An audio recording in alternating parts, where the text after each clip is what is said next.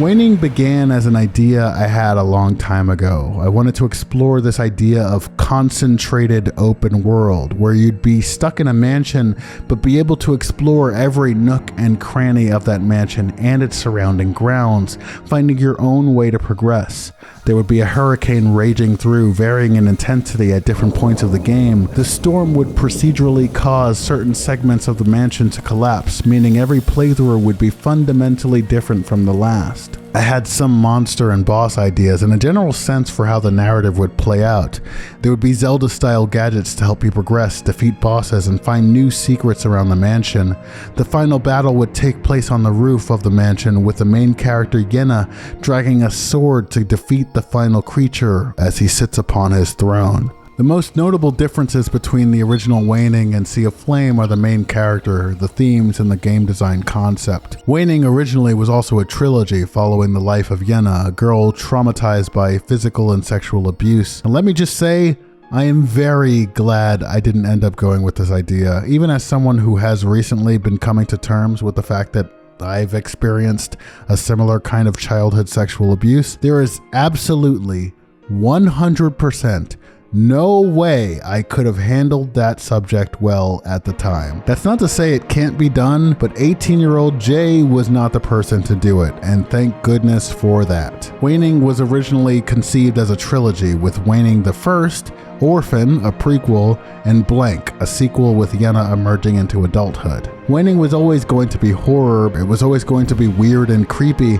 but Dreams felt like I'd finally gotten my chance to make it a reality. A lot of my ideas for the original Waning would still stick around for what came about in Dreams, but it would be massively different and follow a new character named Emily, who was named by the creator of this character model. I left the name the way it was as a sort of thank you for getting me started. When I was creating the original idea for Waning, I also developed a lot of music for it. So some of that music does show up in the Dreams version of Waning, and some of the characters and creatures and scenarios also show up, like especially the Little Flower Colossus.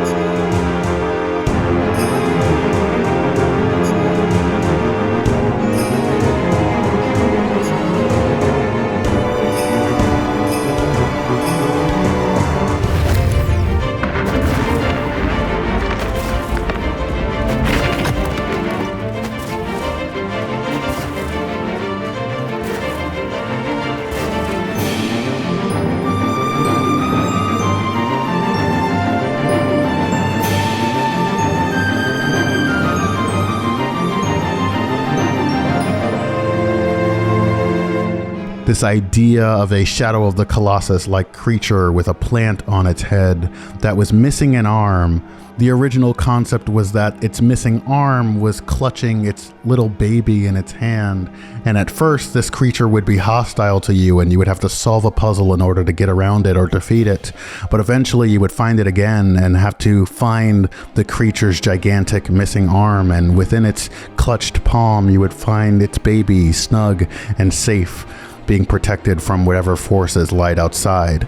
A lot of the details of that would change, but the idea that this Little Flower Colossus as a mother just trying to protect its child would stick around. So I think now it's finally time to show Waning Sea of Flame off to the world. Well, off to the YouTube world anyway. It's already been out for some time. I introduce you all to Waning Sea of Flame. I hope you all enjoy. I guess I should explain things.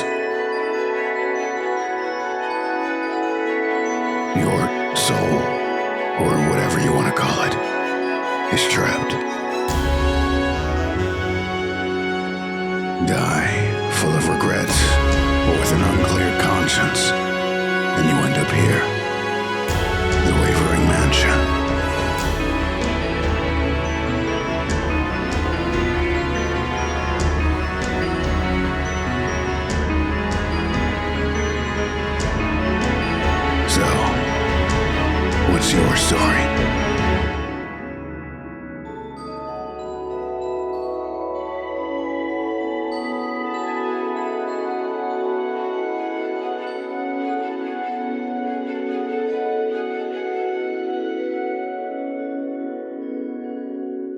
For those who wish to see a recent playthrough of Waning Sea of Flame without commentary, I will have a link to an unlisted video in the description. I'm going to go into a lot of maybe unnecessary detail in this video, partially because it's some fun spiritual masturbation, and who doesn't love that? Secondly, I would really love for someone to speedrun my game and post a video of it. So going into detail about how everything works, I think, is a good way to facilitate that. I might even have some any percent speedrun rules at the end whenever I finish this fucking script. I initially released Waning in Dreams on March 18th, 2020. It had most of the game's basic features, but had two unobtainable gadgets, the Vampire Cloak and the Leviathan Chain. It also had some mechanics which just basically weren't finished, like hiding in cabinets and throwing sound objects. Hiding in cabinets I ended up reiterating and putting into the Rite of Spring. Since the release of Waning, I'd wanted to add those gadgets in, and what started as a minor update turned into a major overhaul and eventually basically an expansion pack, culminating in the release of Waning Sea of Flame in April 19th, 2023, almost exactly 3 years after the original game. Hey everybody, welcome to another episode of an ongoing series where we basically take the camera anywhere we want and find some out-of-bounds secrets in some of our favorite games. Shouts out to Boundary Break, but I just wanted to show off this first screen because it's something I wanted to do forever in a bunch of different games. The Infinite Scroll. So there's actually just this one train car that Emily's in. Got all these cameras, that's where she would be. They're supposedly making out. It's really just the physics of the character models that makes it look like they're making out, like the breathing. So like that, they're not actually, I didn't animate most of this, I just like moved their arms and whatnot. This guy, I just moved his arm, he's just sitting, he's just chilling out, he's just doing stuff. All different art styles because these were creations made by different creators. When these little modules reach the field here, they get teleported back over to the front where they roughly align with the train. I did this again in the Rite of Spring, which we'll see later. Yeah, it's just an effect that I've always wanted to try. I've always thought it was really interesting when games have these seemingly super large levels that are where the backgrounds are moving really fast, like you're on a train or on an airplane or something, and it seems like the map goes on forever, which obviously it doesn't, but I've always wanted to try out the illusion of that, and it worked pretty well. As long as it's contained to here, the wheels are relatively aligned with the tracks. Probably the biggest flaw of this whole thing, that the wheels aren't totally aligned with the tracks. And the other areas of this intro are also here. We have Emily walking here because she's not in her animation yet. And this one is just a little shot of a meteor falling and Emily looking back to see it. All on the same map, and one of the main issues is that when you're warping between locations so quickly, there are issues with the background not loading in as quick as the camera moves. So I guess one way to get around that would be to just have a longer fade out. But if you want a really sharp cut in your cutscene, it becomes a bit of a problem. But it's not a huge detriment to anything.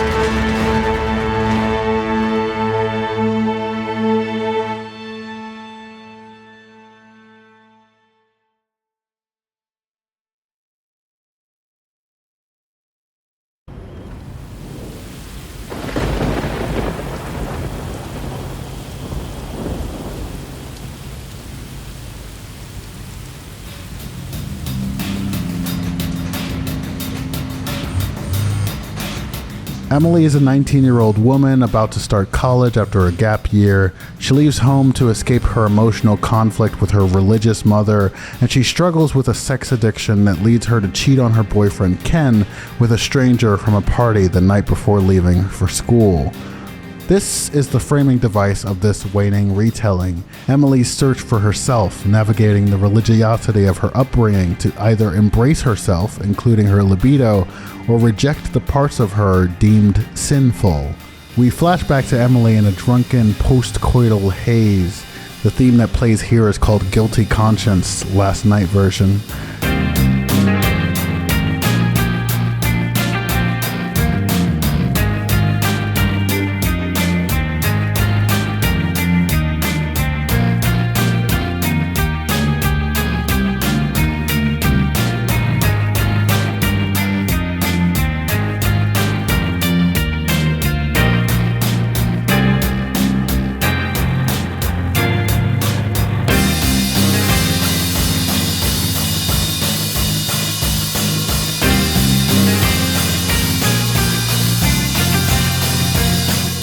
Its variation, the Afterglow version, also plays in this scene.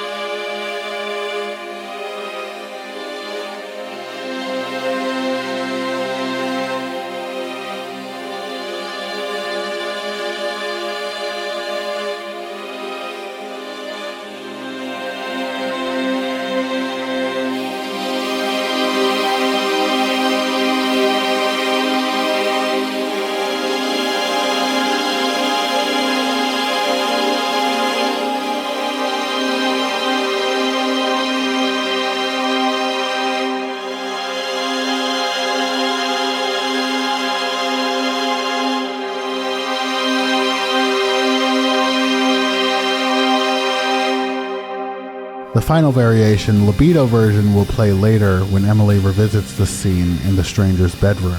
Guilty Conscience was one of the first songs I composed for the game. I was just getting used to using the sound tools in the game, so I settled on a simple alt-rock theme you'd hear from any no-name indie band just starting out. Emily is mostly a silent protagonist, save for a few dialogue choices I made here and there. I thought having these moments of choice in the flashback sequences would be a narratively interesting way to express Emily's inner thoughts and provide exposition for the player.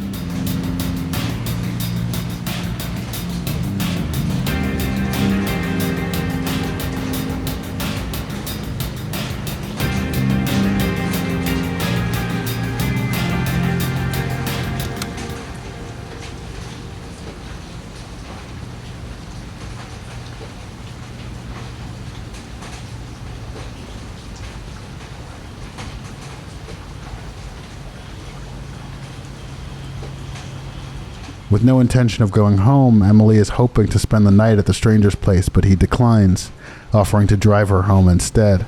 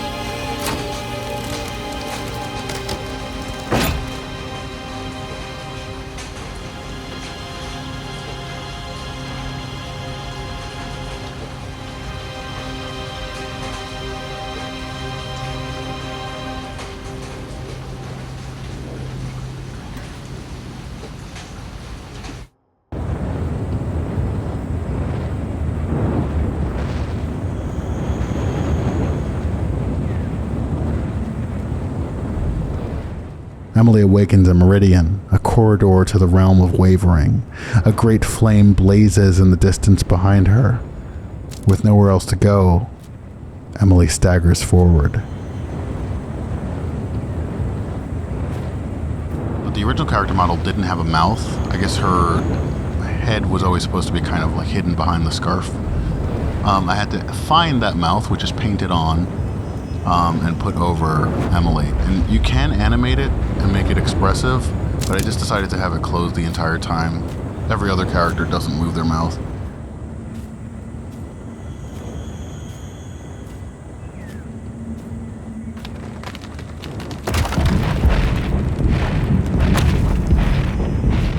The creature Emily sees in the distance just before the fog is a shade, one of 4 roaming enemies we'll encounter later in Wavering Mansion. The fog moves back in a straight line when Emily approaches it, which eventually reveals the shade. The broken tree is on a set animated path, so when it crosses in front of the player's sight line, the shade is set to invisible and the tree stump is made visible. Dreams is incredibly user-friendly in my experience, but lacks certain functionality. For instance, it's not possible to make 3D models transparent, only invisible.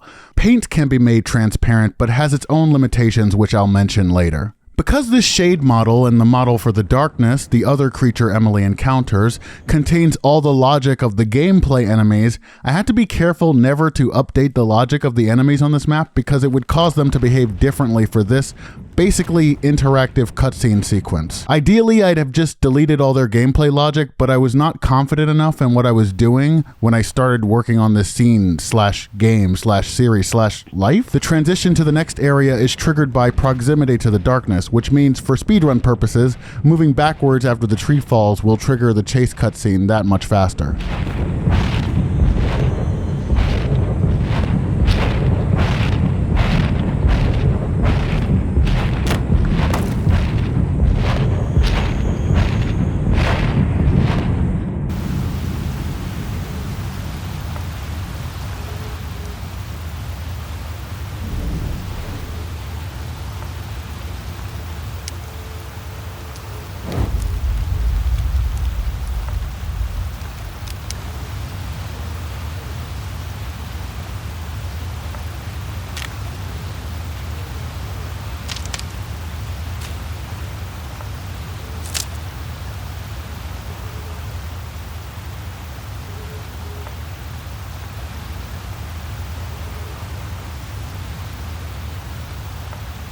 This was the first map I worked on in Dreams, and it's undergone a lot of alterations since that initial phase.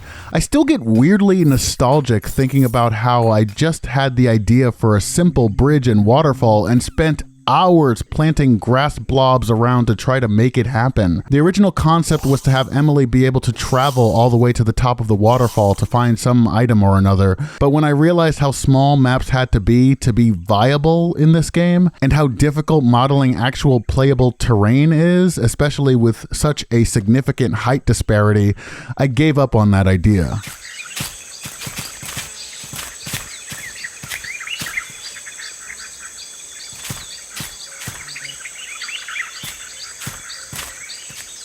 Another idea I gave up on, but I wish I hadn't, was the idea of allowing the roaming enemies to wade through the river in order to reach Emily. I believe there were 2 reasons I scrapped this one. One, collision in Dreams is a little frustrating to deal with. Even if a puppet is set to not collide with things, each individual sculpture which makes up the puppet's model also needs to be manually set to not collide with things. Otherwise, character models will stretch out in unfortunate ways. 2, I put up a bunch of invisible walls to create a set path across the river, and at the time I didn't understand how to make the invisible walls collide with Emily, but not with the shadows. I also didn't understand that collision is sort of a 2-way handshake, where an object has to basically say, I am a target, and I will not collide with scenery. And the other object has to say, I am scenery, and I will not collide with a target, in order for the collision to behave properly, or something like that. Honestly, I still don't really understand it, but I got it to work for the most part. But, oh god, he's too fast, he's too fast, he's too fast, he's too fast, he's too fast! Oh, I'm stuck. Oh, this has never happened before. Oh dear. Oh dear, this has never happened before. How am I stuck? Why can't he kill me? This has never happened before. I can't believe we're stuck. What am I stuck on exactly? I don't know exactly what I'm stuck on. Okay, well, I didn't want that to happen. If it wasn't clear already, it should be clear once she goes through the door that this game is heavily inspired by Resident Evil 2. specifically Resident Evil 1 HD and Resident Evil 2 Remake. The labyrinthine halls which loop back in on themselves, the puzzles and keys to unlock new areas, and from 2 Remake, the persistent roaming enemy that is difficult or near impossible to kill. One of the major differences between Waning and Resident Evil, aside from the obvious stuff, is that my game doesn't have a map. I had no idea how to program one. Okay, I did have a few ideas, using some central node in each map to pinpoint Emily's coordinates and cast it to some set of variables, then emulating those variables in some 2D representation of the scene. But then I'd have to draw the layout of each map, including some indication of height level for more complicated maps, and making like any HUD elements in Dreams is a gigantic pain in the ass. That's why I opted for very minimalistic aesthetic for health and stamina. I also just really like minimalism. I mean, this is what my desktop looks like on my main computer.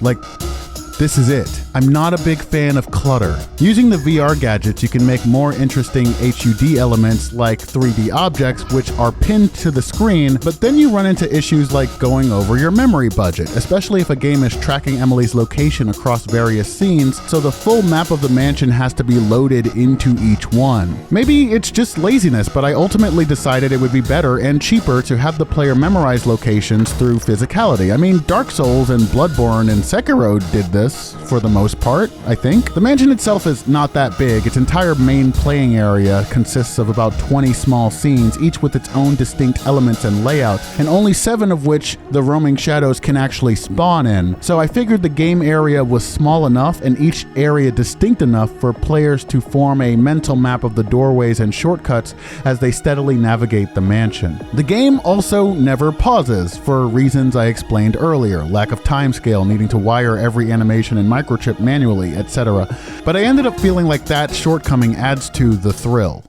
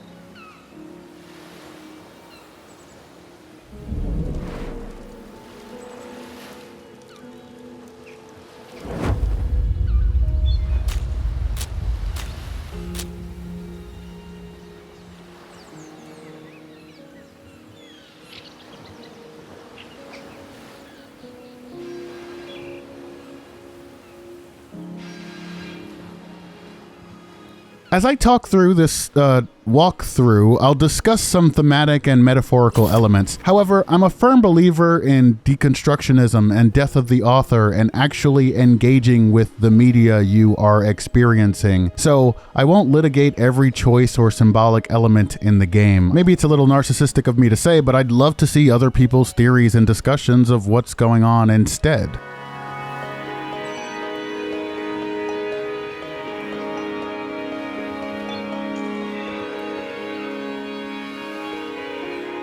Haven, or the safe room, was originally supposed to be a realistic room furnished with a bed and whose aesthetic would vary based on where in the mansion the safe room is. Instead, I went with a surreal aesthetic, making it simpler to place safe room doors around the mansion wherever I thought they would fit. When Emily interacts with a safe room door, the variable which safe room is updated to correspond with the door from which Emily entered. This way, whenever Emily leaves Haven, she exits from where she entered, but it also allows certain sequences of the game to automatically drop Emily off at specific Haven doors when she exits.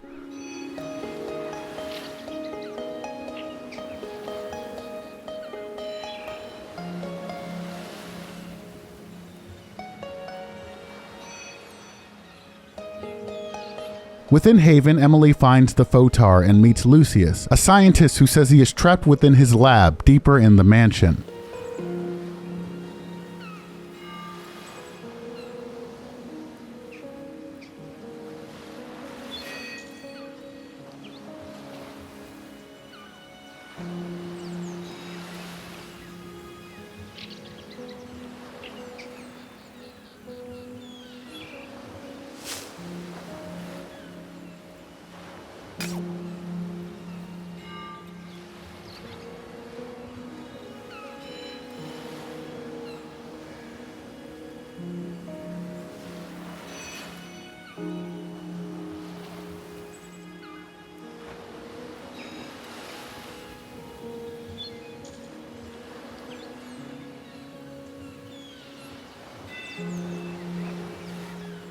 The player learns how to sleep in beds, which cures Emily's weariness and restores her maximum health.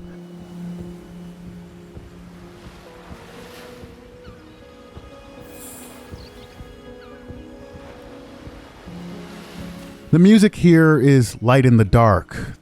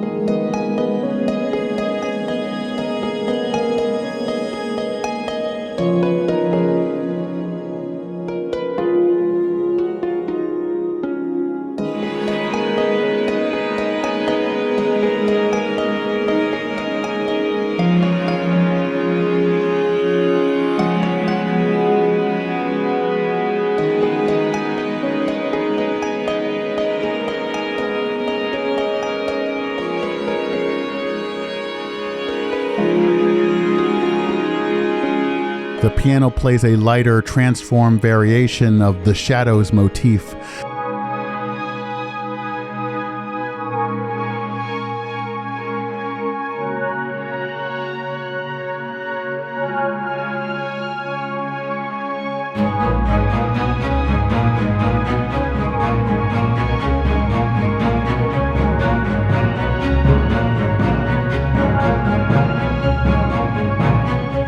The strings play what I like to think of as the theme of light, which shows up several times throughout the game.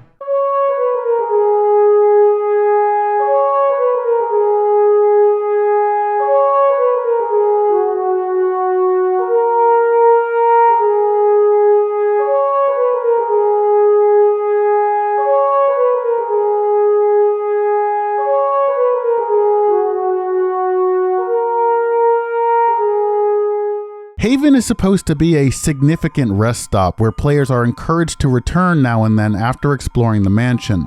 Balance is the biggest issue. I wanted players to feel like visiting Haven was helpful and desired, but not necessary. Weariness is perhaps the most punishing stat because at high weariness, the player's view becomes blurry, which for most is pretty annoying, I'm sure. I had a huge back and forth with myself, wondering if the nuisance was worth it. I wanted weariness to mean something, and my intention was to make it more difficult to see enemies, hopefully adding to the tension of exploration if Emily has not rested for a long time. The bokeh effect, with its subtle blur and circular particles, creates this dreamlike sensation where colors and shadows feel as though they're blending into one another. It becomes difficult to trust your eyes. I wanted to capture that for high-intensity moments and give the sense that wavering shadows are always shifting and surreal. Emily is made weary just by playing the game. When she's outside of Haven, her weariness increases, but also certain enemy attacks can make her more weary, and enemies' attacks hit harder when she's weary. This one isn't really explained all that well in the game, but it's just a little subtle thing that the game does. There are several methods to cure Emily's weariness. There's sleeping, obviously, and then items called Giga Gumdrops, which can be found in abundance. Ambrosia, which are rare but fully restore Emily's stats, among other methods. There are 3 temporary buffs lasting 10 minutes each, which can be applied in Haven. Reaching a certain velocity on the ethereal swing applies a health regen. Meditating between these rocks applies a buff which keeps maximum health full, and sleeping prevents Emily from becoming weary.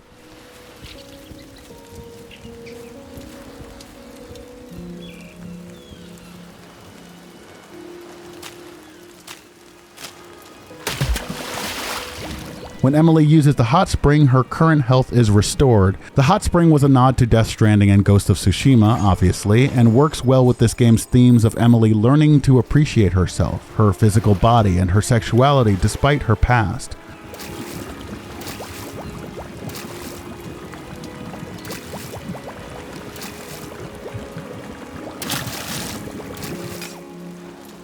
Lastly, this wasn't intentional, or rather it wasn't planned, but I noticed it over time. The health and stamina HUD with the mind, body, and soul rings resemble a celestial body, a planet, and its orbit. What's new in Sea of Flame from vanilla is a breathing gauge showing when Emily is out of breath. Previously, Emily's breathing was only hinted at by the tone that rises in pitch as she holds her breath. I wish I handled Emily's breathing with a variable, but instead it's timer-based, which makes it harder to control, though it works well enough for the game.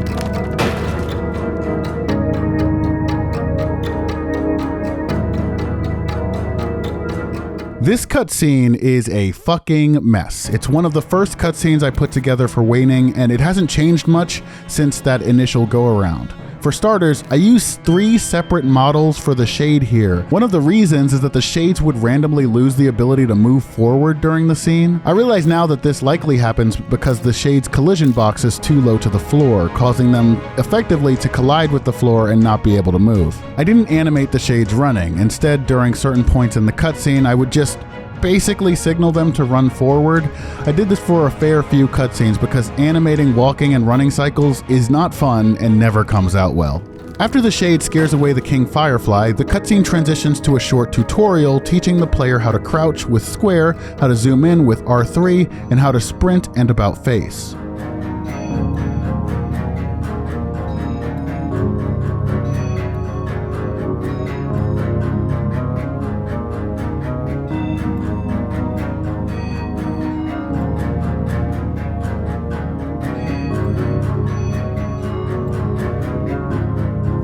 Short tangent, maybe I'm just getting old, but ever since Metal Gear Solid 5 had this feature, I've wanted a zoom in button in every game ever. Death Stranding has it, Cyberpunk 2077 has it. Like, my eyesight's pretty good, but there are so many times when I just want to get a closer look, even if it's just a slightly smaller field of view. I think it's just a good accessibility feature, especially as visual detail gets a lot noisier, so I made sure to have it in Waning, regardless of what character you're controlling. And it's in the Rite of Spring as well. Hell, I even included it in that little Pokemon proof of concept thing I put together. After the tutorial, the shade runs to the gardens area, or rather, it runs toward the gate and then teleports out of bounds as the camera pans back toward Emily.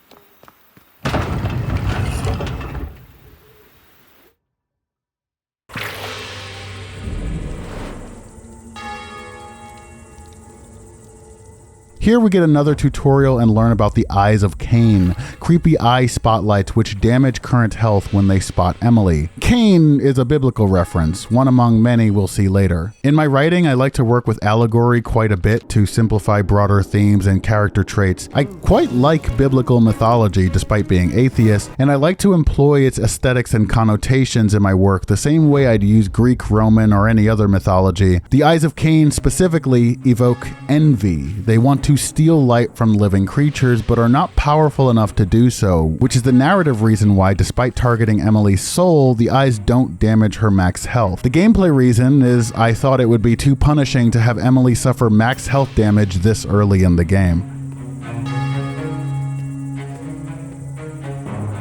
The mausoleum was originally comprised of 4 separate levels, each meant to train the player in a different mechanic. The first level was largely the same as it appears here. Hold R1 to hold your breath and walk past the creepy eye spotlights. The second room involved pressing timed switches to reach an open door before it locks again. The third room basically just involved crouching and holding breath simultaneously, and the final room is a simple switch puzzle as it exists in the final game. I scrapped the middle rooms partly because it seems silly to have a pop-up asking players to warp back to the first room to cut back on wasted time. That's just a sign of bad level design, I think. The other reason is that these puzzles were just kind of obtuse and boring. Like, I don't need to teach players how to sprint. I think they will figure it out. They've probably already figured it out by the time they reach this area. And I had to keep flashing reminders to inform the player what I wanted them to be doing, which just, again, meant bad game design. The new version of the first map is mostly the same, except that the gate in the back is blocked by what we will learn is a Grendel route. In this new version, there is a small crawl space where the Eye of Cain shines from above. You can brute force past, but the player should intuit that it is possible for Emily to hold her breath while crouching. Reaching the end takes the player directly to the mausoleum's final room.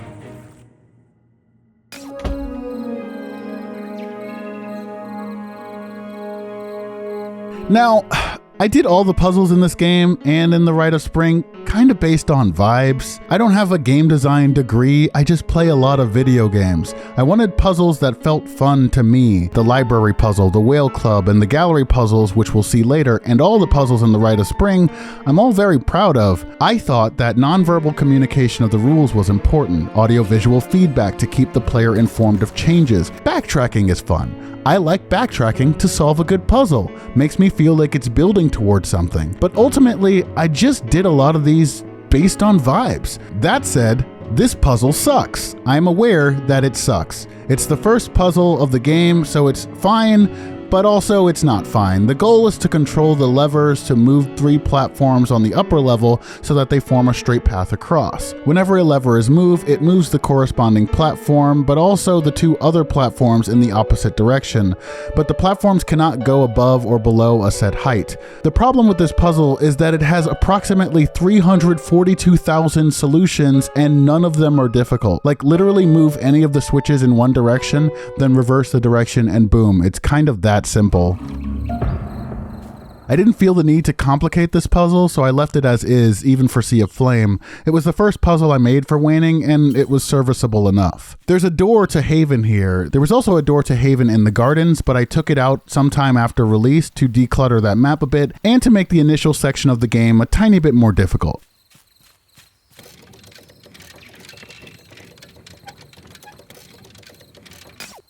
On the upper level of the mausoleum's puzzle room, Emily can find a chest key, a giant sunflower seed, and the dying king firefly.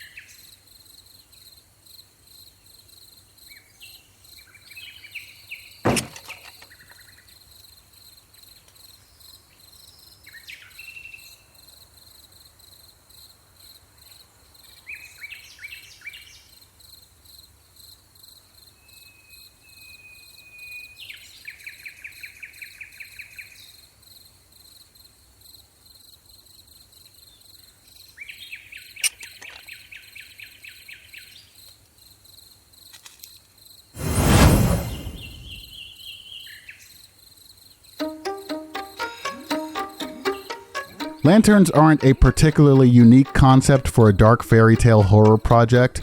I'd also planned to have the lantern with an adjustable cone blinder as a gadget for Yenna in the original Waning concept. Each gadget would have music that accompanied it and played during the gadget's dedicated puzzle sequence. This one was called Lantern and Trusty Cone.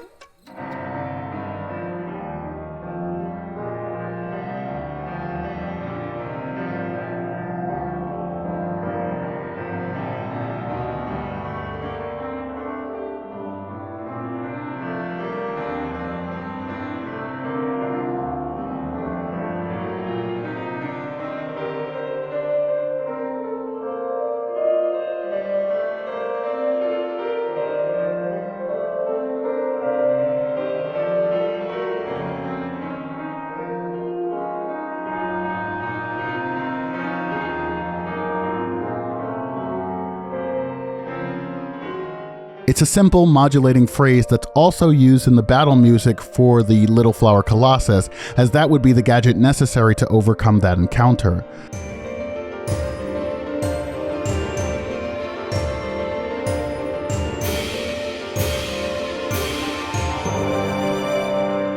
Lantern and Trusty Cone also breaks at a certain point to play, I think, with the theme of a song called Be Afraid, which was the encounter music for a specific area of the mansion.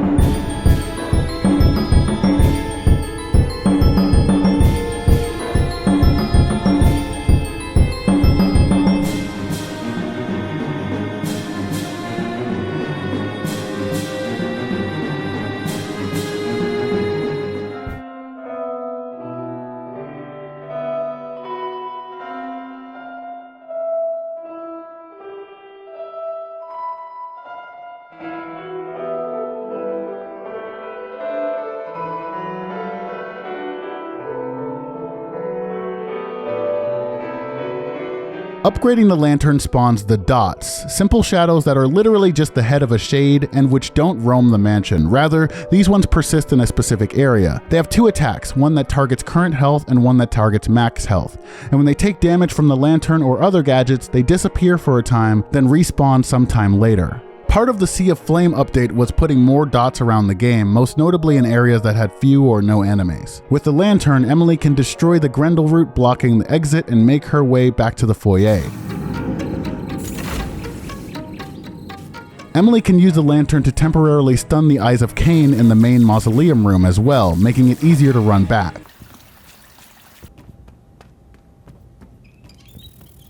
Once more in the foyer, Emily can destroy the Grendel root blocking the path deeper into the mansion. From here, Emily transitions to phase 2. That's a fancy, overcomplicated way of saying in order to optimize this map in particular, I have 2 versions of it. Well, 3 if you include the cutscene version. Basically, all of the roaming shadows need to be loaded into every map at all times, even if they're not active. They are always stored out of bounds. That ate up quite a bit of gameplay memory, especially in the original version of Waning, so I made a phase 1 foyer, which only has 1 shade loaded into the map, and a phase 2 foyer, which has all the shadows loaded. This game originally came out on a base PS4, which meant there was a lot of lag when you reached those upper memory limits. When I eventually got a PS4 Pro and then a PS5, the lag became less of an issue, but it would still be a problem for players playing on the base PS4. Ultimately, it doesn't really do anything, but I like this small cutscene signifying that so much more lies beyond that door.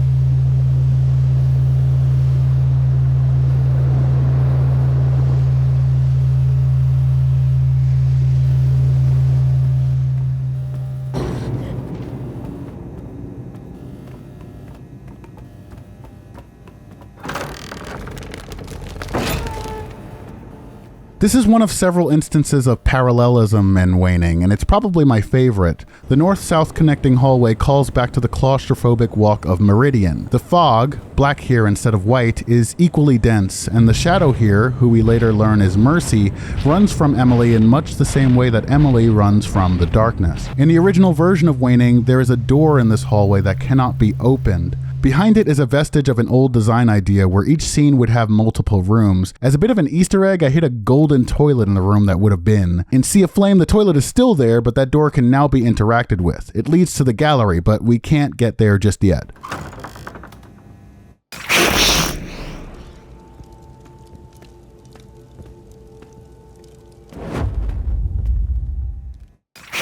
And now we reach the North Junction, which is completely different. It's just a completely different map.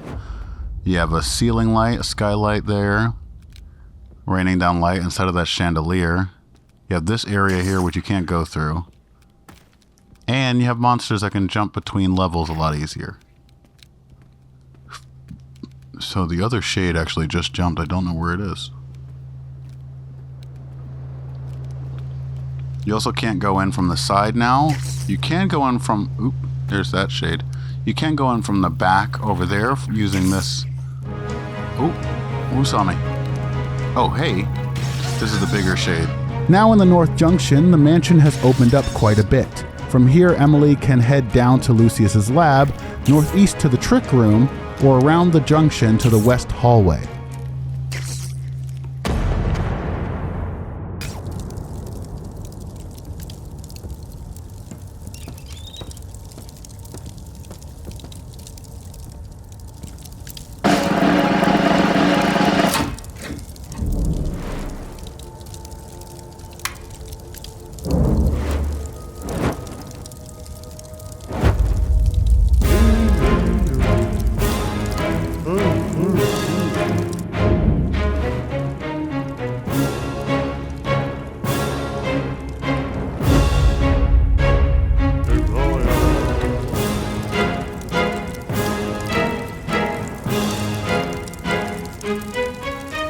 The merchant's name Tandolfo is a reference to the short story Tandolfo the Great by Richard Bosch. Tandolfo the Great, released in 1992 as a part of a collection named The Wedding Cake in the Middle of the Road, 23 Variations on a Theme, follows a depressed party clown who goes by Tandolfo the Great as he struggles with his unrequited feelings of romance for a woman he works with and the faint misery of putting on a fun show for spoiled kids despite his emotional pain. My Tandolfo is also a party clown whose shadow, Avaricio, copies his every move. Tandolfo was overworked and underpaid at a corporation which unceremoniously lays him off. Now jobless, Tandolfo is unable to afford his medication and takes to gambling in the hopes of winning big. But expectedly, whenever he does, it's not enough to make back what he paid in. At some point, Tandolfo arrives in Wavering and signs a contract binding him to the trick room until he can earn 10,000 gold to buy his freedom. Having been through the dehumanizing capitalist machine, forced to paint a smile on his face to appease his patrons day in and day out, Tandolfo doesn't value the concept of profit. Using gold as a bartering medium, Tandolfo makes one-to-one trades with Emily. Emily can buy Tandolfo's contract to set him free.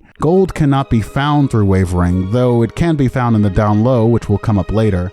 So Emily must sell her own items in order to earn the gold necessary to buy Tandolfo's contract. Tandolfo was my answer to game balance. I've beaten this game using no healing items or buffs, so I know it's not impossibly difficult, but I know that there are some major balance issues for a survival horror experience. It was hard for me to feel out exactly, but I do know one major reason this game is unbalanced is the cornucopia. I'll talk about this more later, but for Waning Original, I had a spreadsheet of every single collectible item in the game and how much it was worth. In Sea of Flame, I decided to do away with fine-tuning and have consumables practically spill out of the new gameplay areas. I figured the overall experience would be more fun if I focused less on making items scarce and more on rewarding exploration. Plus, then I could make the bosses even more unforgiving. The North Junction is the map that's undergone the most significant redesign from Waning Original. I found the original map too large and barren to suit its purpose, so the redesign focused on shrinking and filling out the space more. From here we can head to the West Hallway, where we get our first glimpse of Spring, who hides away in the Evergreen.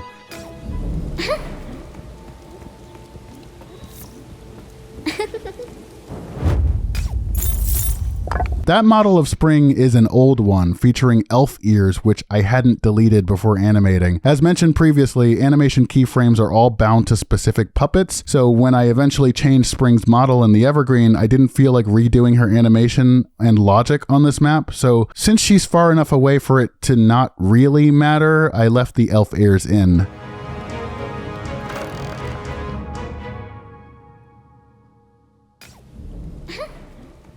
There's Spring again with her elf ears. Same as always.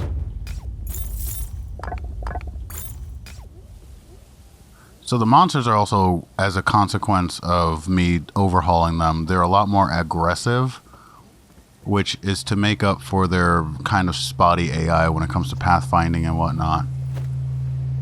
So they're more aggressive, they're harder to just run by. But, they still have the same shitty pathfinding as they had before. But they're more versatile and they're able to get to places a lot easier now. The only thing to do in the West Hallway now is unlock the door to the gardens. When we make our way back to the North Junction, lower the shortcut down to the middle area, we can head to Lucius's lab.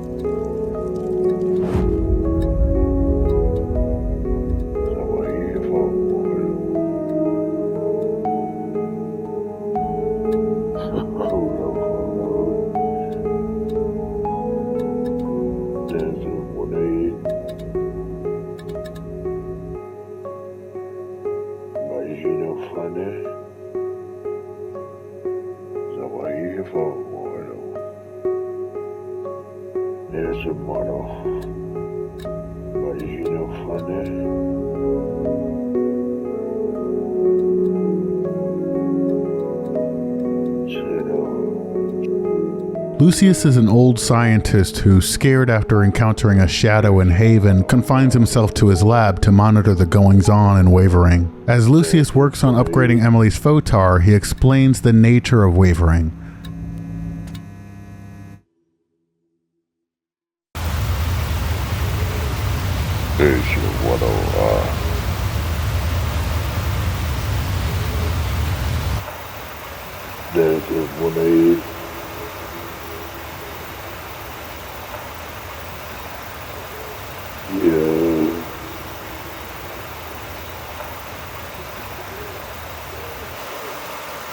You know, is your water,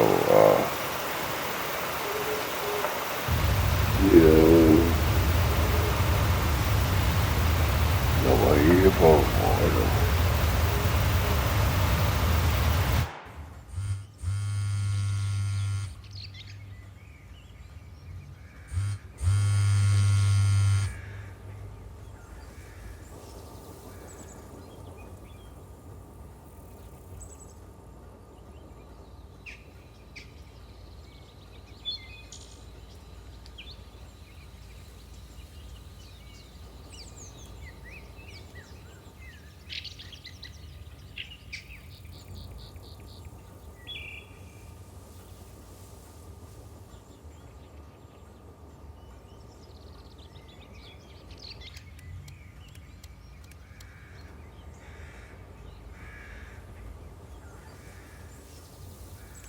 Emily is emotionally lost, running from home, running from her mother, running from herself.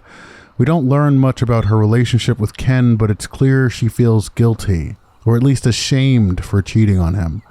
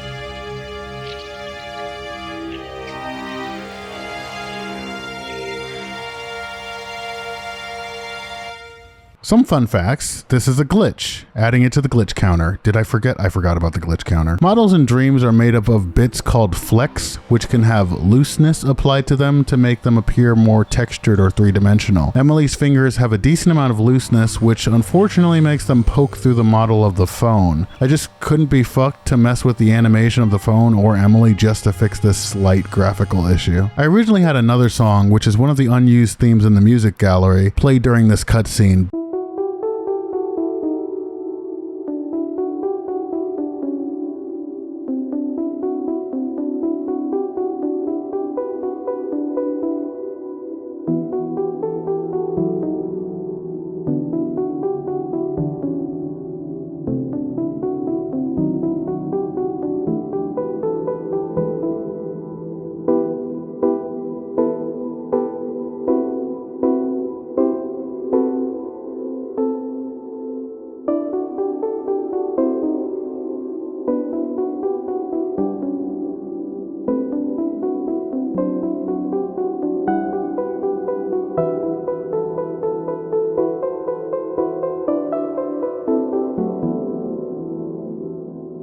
But I didn't like the theme very much, so I swapped it for a variation of Guilty Conscience.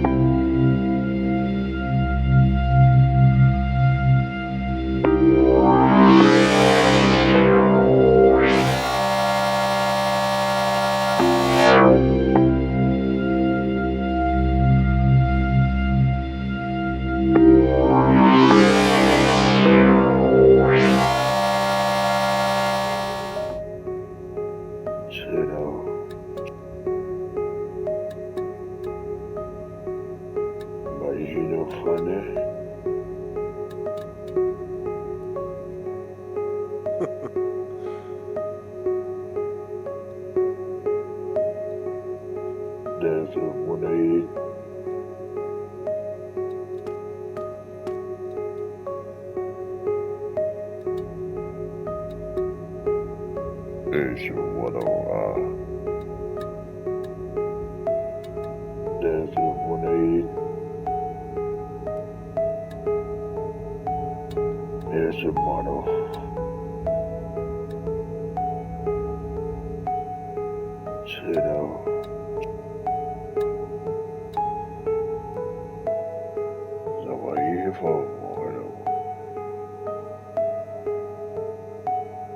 Here's your motto.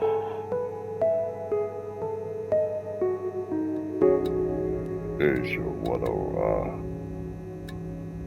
Lucius's backstory here is specifically referencing the war in Afghanistan, but it's lovely we live in a world where I can just pick any absolutely devastating modern war or genocide out of a hat. Lucius instructs Emily to head back to the mausoleum and unlock the door in the back.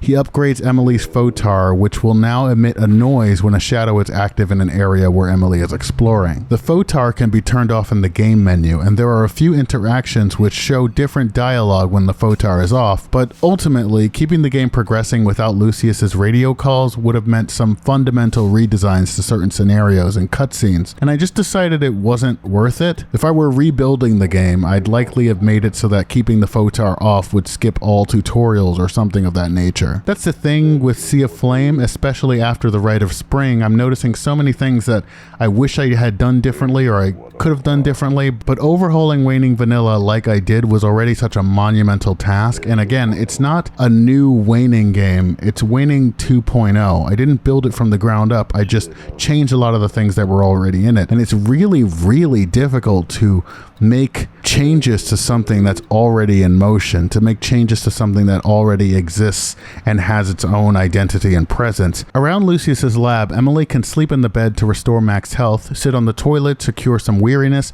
and take a shower to restore some current health. She can also talk to Lucius about various aspects of the mansion and her gadgets. Some more fun facts: I changed Emily's pose and the camera angles while sitting on the toilet to make it clear that she's not actually taking a shit or piss. She's just resting. One of the major changes, or at least one of the most time-consuming, between Waning Vanilla and Sea of Flame is that the characters in Sea of Flame give little gibberish vocal lines when they speak. I felt like this added some more personality to the game, though given the limited voice lines available in Dreams, I had to do a lot of mixing and matching audio clips. Funnily enough, I ended up using a lot of voice clips ripped from Little Big Planet and Little Big Planet 2, especially when I needed angry grunts or sobs or screams. Thanks to all those people who ripped those and uploaded them, by the way.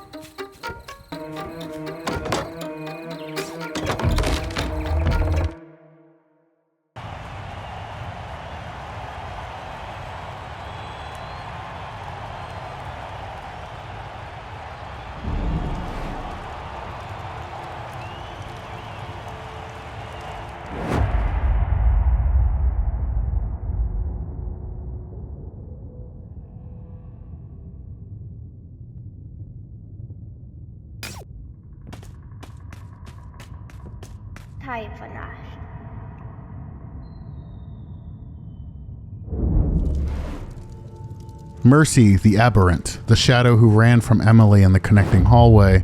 Mercy keeps her distance, peppering Emily with questions before urging her to take the enchanted hook and leave her alone.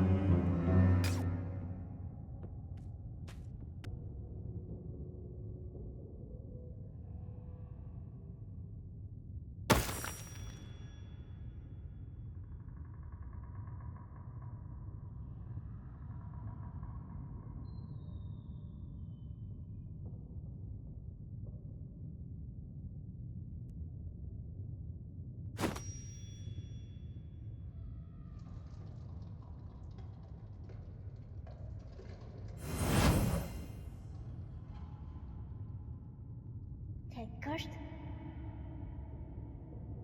Tanate. Kenestä?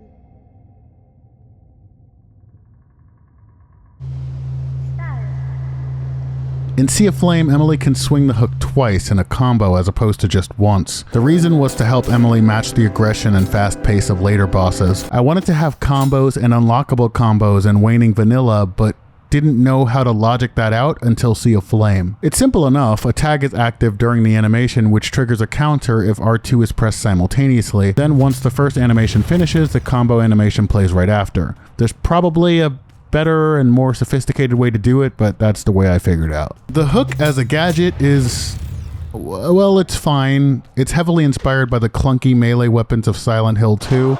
The issue is its range is too short and its hit detection is a little wonky. The hit detection is tied to a laser scope attached to the tip of the hook. I believe I increased the range of the hook in Sea of Flame, but even so, I'm not amazed with how it works. It is serviceable enough to not be game breaking, and at the end of the day, isn't that what matters?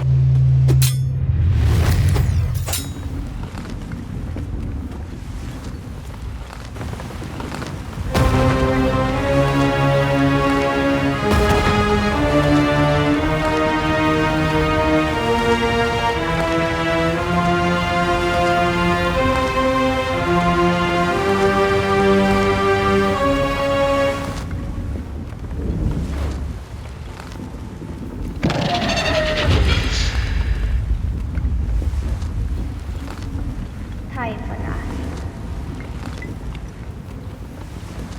em có rồi.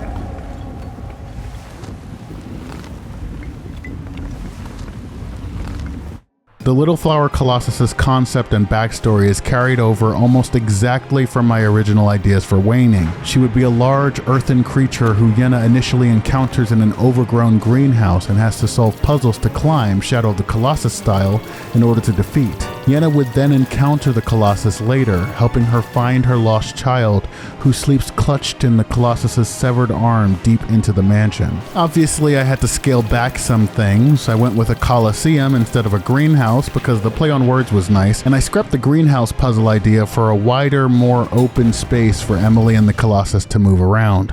Now the Colossus is the puzzle. Emily can fail here if the Colossus dies. This is one of the points where I intended to have diverging paths for the ending of the game, and the Colossus dying fail state would set Emily on one of those paths. Essentially, there would be a bad ending and a true ending, and the choice here would be that Emily can either free the Colossus, the intended path, or let the Colossus die. The issue with the multiple endings is that accounting for certain choices would have meant building alternate but equally meaningful scenarios for the player, and building an ending around that.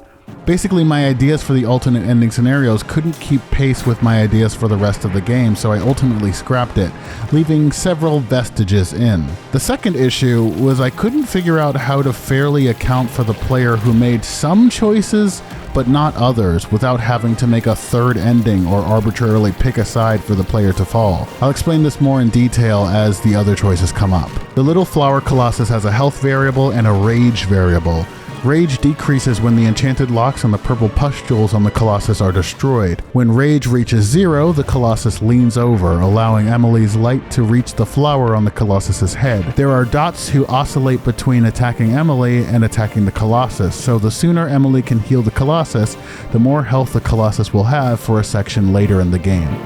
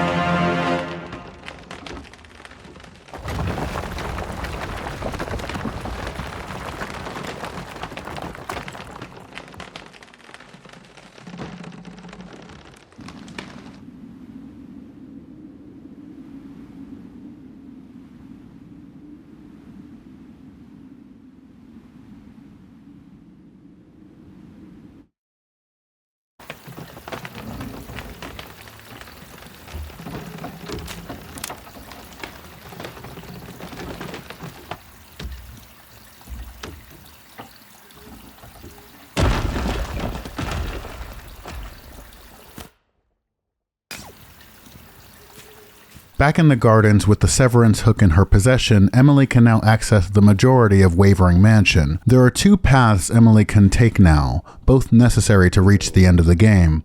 Emily can investigate the sewers to gain access to the Evergreen, or Emily can investigate the kitchen. Around Wavering, there are Zelda-style obstacles which each require a gadget to remove. There's the Grendel route requiring the lantern, the enchanted locks requiring the hook, and the soul gates requiring Pandora's box.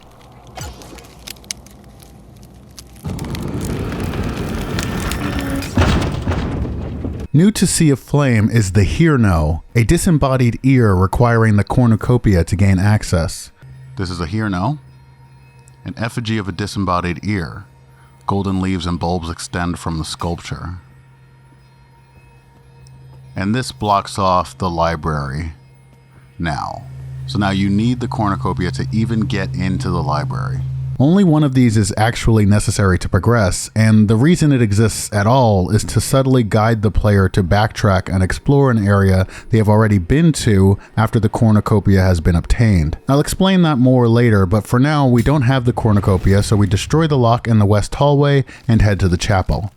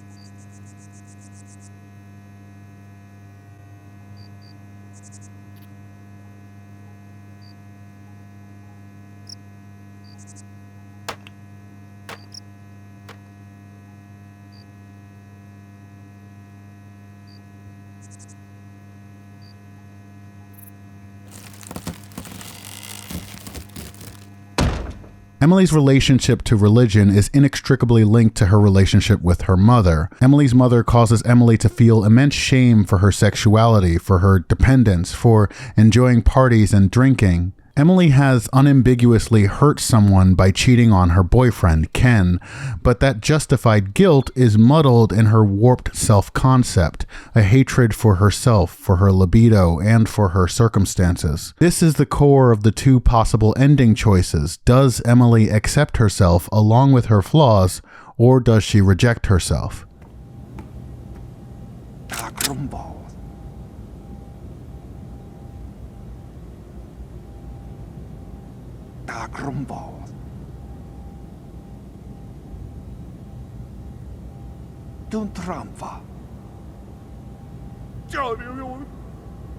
Within the chapel, Emily meets Simon, the hunter, a religious man who worships the nameless virgin.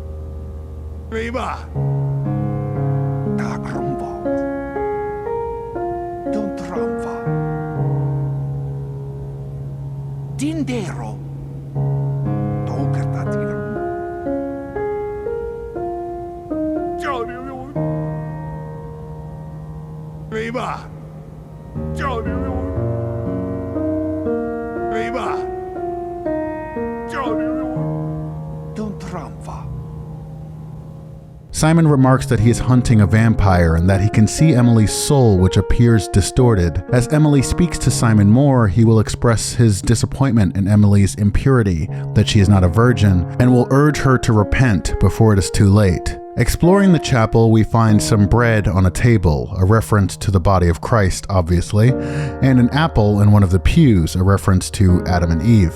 We also find a golden record, unlocking the Nobody Home and Ethereality tracks in the music gallery.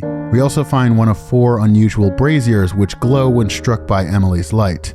The purpose of this will become clear later. The layout of this room changed a bit to make the way forward a little more obvious. Behind these dividing screens is a chest and a set of stairs.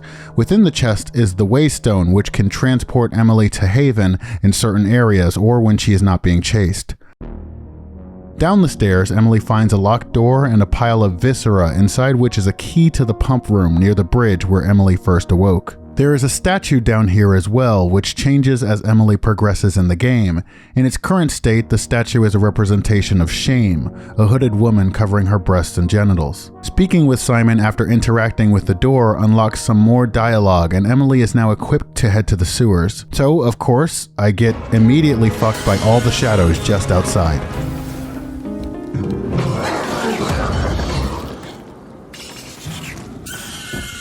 The shadows are much more aggressive and a tiny bit smarter in Sea of Flame than they were in Waning Original.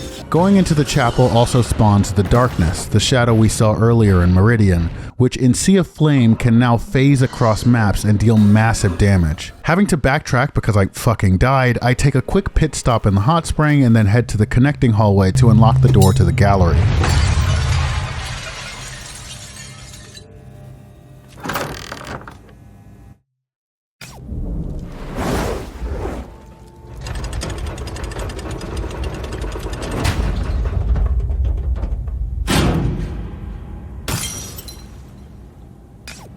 We cannot complete the gallery puzzle yet, but lighting the brazier in the center of the room teaches the player to find the remaining braziers to lower the chandeliers.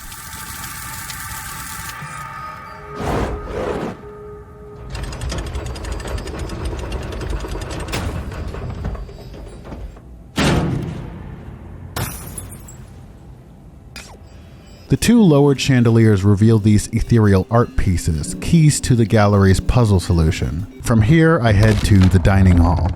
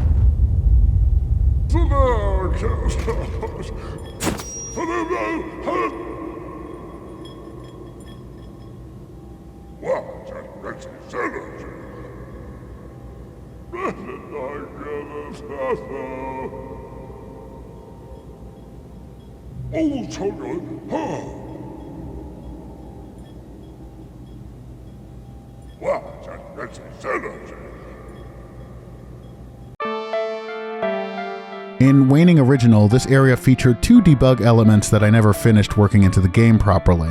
One was a cabinet Emily could hide inside of, the other was a cube Emily could throw to emit noise and lure enemies away.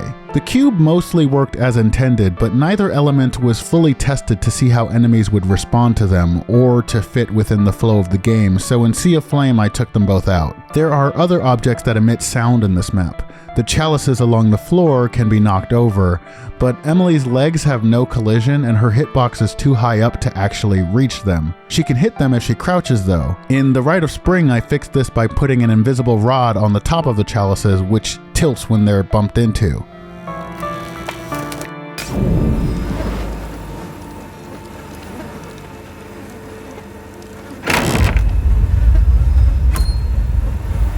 In Waning Original, I had this super inane puzzle, big air quotes, where you go into the freezer, pick up a bucket, bring it to the sink, and use it to drain the flooded sink.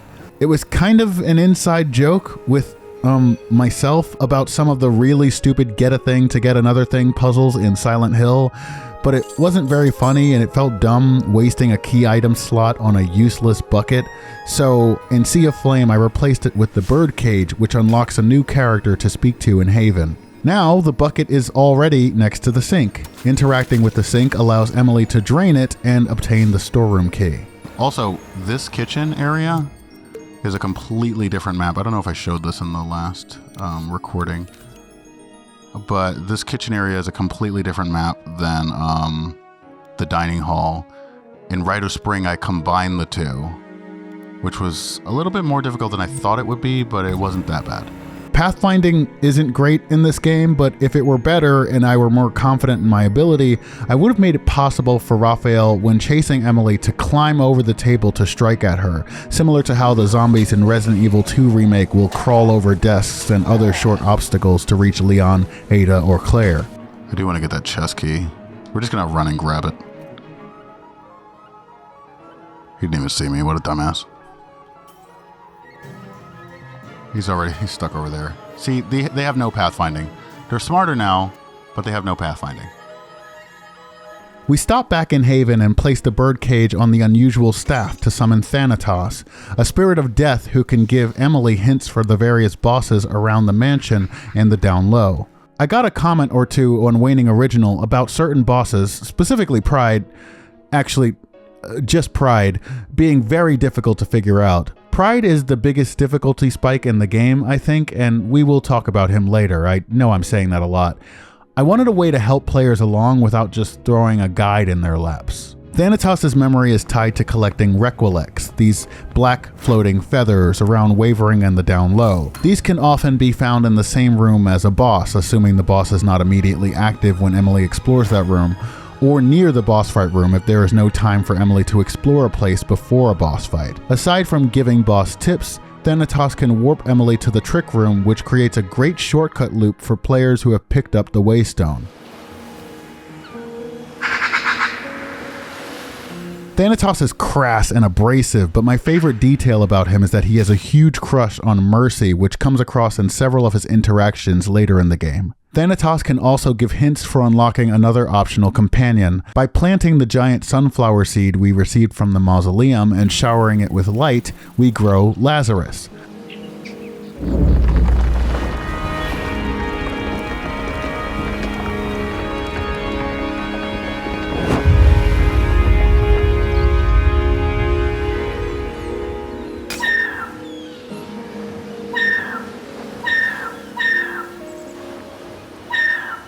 Lazarus is an emotionally sensitive sunflower who, like Thanatos, has a deep knowledge of the mansion. Emily can ask Lazarus for tips on what to do next, and information on characters, locations, and where she is in relation to the mansion. Lazarus has a hidden friendship system where Lazarus's sense of loneliness will increase if Emily spends a long time outside of Haven or if Emily dies. Emily can decrease Lazarus's loneliness, increasing his friendship, by asking how Lazarus is doing and by showering Lazarus with light. There are 4 levels to Lazarus's emotional state: depressed, average, happy, and overjoyed. When happy or overjoyed, Lazarus can randomly give Emily items to help her on her exploration. These items are all consumables. Lazarus even has a 1 in 100 chance to give Emily a chest key, which shares the same variable as the chest key which can be bought from Tandolfo.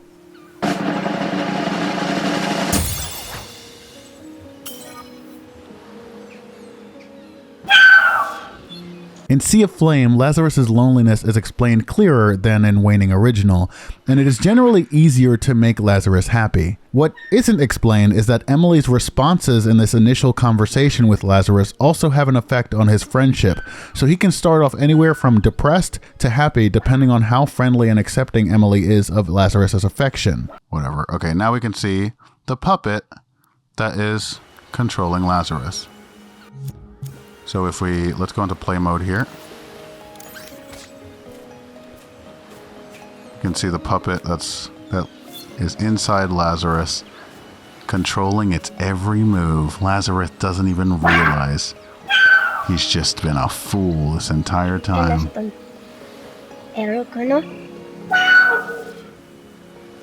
Look at that. All lies, and you would never have even known. You would never have even known, you fools, you sheep. Don't you realize you're all just being puppeted? While we're here, the rain in Haven is triggered by a timer that ticks regardless of what map Emily is on. Every minute, while it's not raining, there's a 50-50 chance to start raining. When it is raining, there's a 2 in 3 chance that the rain stops.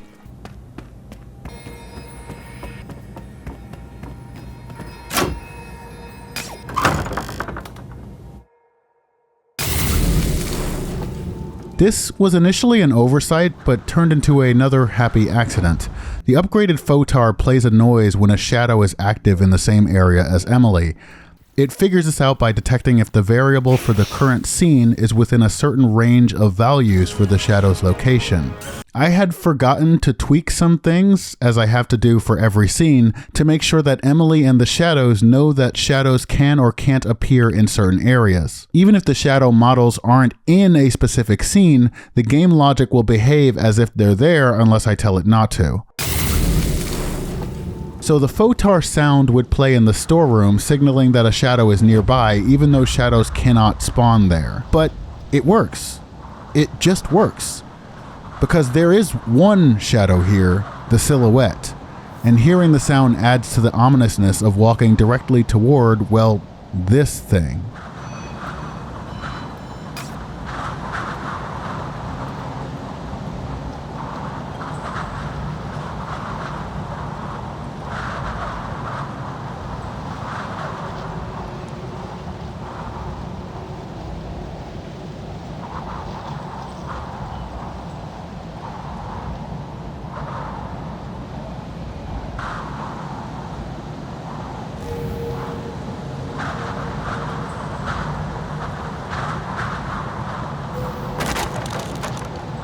The staging of this cutscene is a reference to the creation of Adam, painted by Michelangelo in the early 16th century. With the scene blocked as it is, Emily would be Adam, and the silhouette, this tall, lanky shadow, would be God.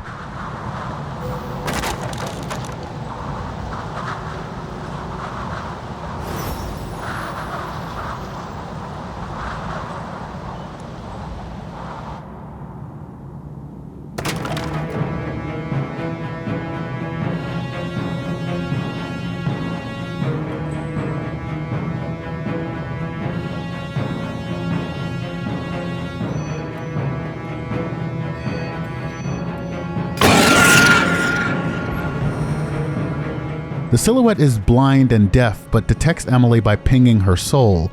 In Sea of Flame, the silhouette has a wider range of mobility, even going on all fours to leap forward.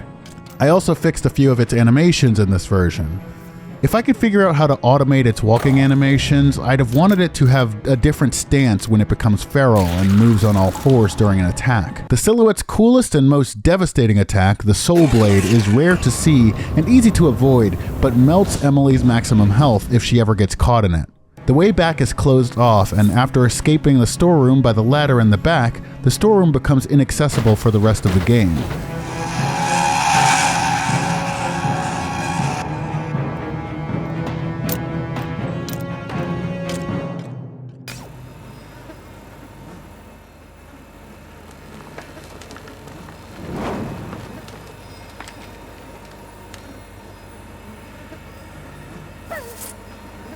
This short interaction leads to the first of 2 boss fights against Mercy.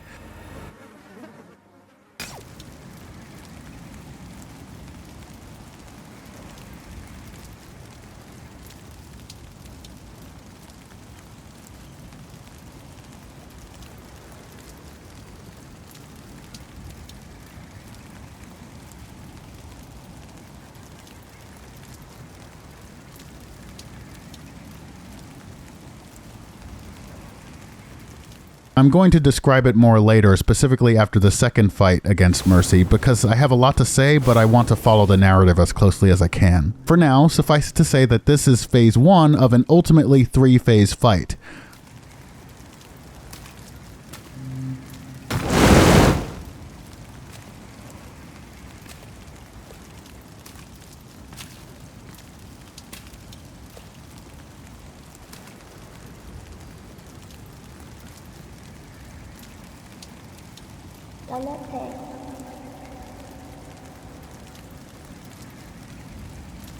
ใช่ก็ได้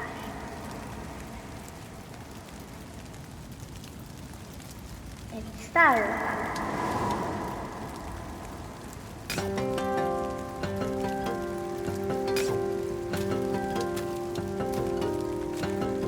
In this phase, Mercy stalks Emily along the ground, lighting the way with her glowing eyes. Emily can use the King Firefly's light or soul pulse, an ability only available in this plane, to damage Mercy.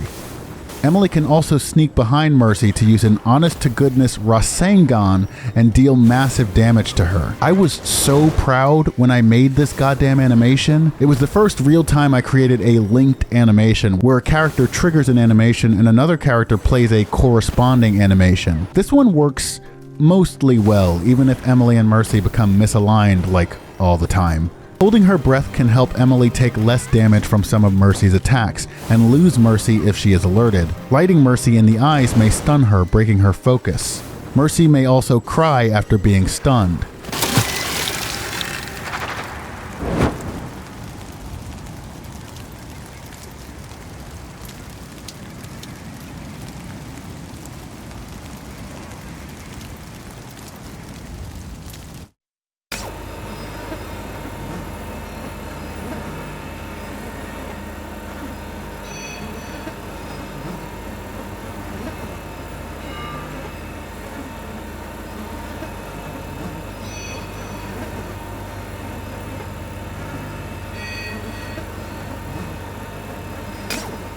Normally in a playthrough, I'd go straight from here to the ballroom, which was previously inaccessible, but I decide to go instead to Lucius's lab. I get a little confused because almost always the silhouette is right outside the dining hall door when I leave this area, so I wasn't prepared for her not to be there this time around. I guess that's a good segue into how the roaming enemies work.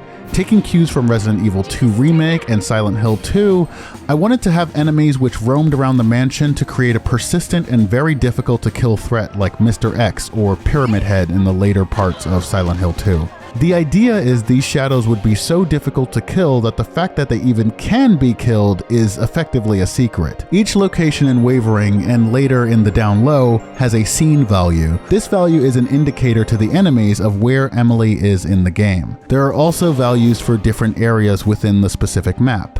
To use the North Junction as an example, the space near the connecting hallway door has a value of 3.4. The area at the bottom of the stairs has a value of 3.5. The front of the west hallway door is 3.6, the front of the dining hall door is 3.7, and in front of the dormitories door at the north end of the map is 3.8. Shadows have a location value which is always changing, so for a shadow to be considered quote-unquote in-map for the North Junction, their location value must be greater than or equal to 3.4 and less than or equal to 3.8. When a shadow is not in the map and then changed to be considered in-map, it warps to whichever location matches its value. While in-map, the shadow's location value can only change if it passes through the zone of another location value or if it stands on an exit which will set its location value to a corresponding one for an adjacent map. Here, oh god, hello.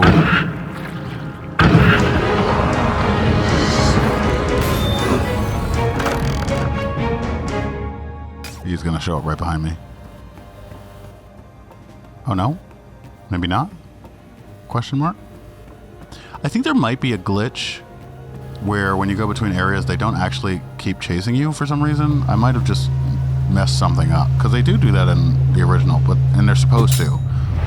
But it seems like they don't always in Sea of Flame, which is fine. The game still works fine, but it's like something that is supposed to happen and doesn't. See, he's coming from there now. When a shadow is not in map, its location value will randomly increase or decrease every second. But when a shadow is alerted to Emily's presence and is therefore following her between maps, the shadow's location value will increase or decrease until it reaches the in-map range for whatever scene Emily is in. This system works pretty well, especially considering the maps are not linear. Because of this, I needed to create handlers for when a shadow is not on the map, but is moving between two maps that, in theory, are adjacent to each other. The connecting hallway is between the North Junction and the foyer, right? So if Emily just left the foyer while the silhouette was chasing her, I didn't want the silhouette to suddenly appear from the North Junction door. This meant manually setting values in the handler so that when a shadow's location value decreases or increases in certain instances, it instead jumps to a specific value. That said, certain maps, the east hallway, the west hallway, and the connecting hallway, have built-in handlers which may occasionally randomly set a shadow's location value to be just outside the in-map range. This is because, well, I wanted the shadows to be unpredictable, and not in the Five Nights at Freddy's security breach sense, where animatronics will just fucking behave erratically and teleport right behind you, and there are 50 godzillion motherfucking security bots all over the goddamn place, and it isn't scary, and Vanny will T-pose if you stand on a goddamn counter. Sorry. No, I wanted to give the sense that the mansion is always moving. The shadows are always shifting, just out of view. This turns off when a shadow is alerted to Emily's presence, but when everything seems normal, you can never be too sure where a shadow might turn up from.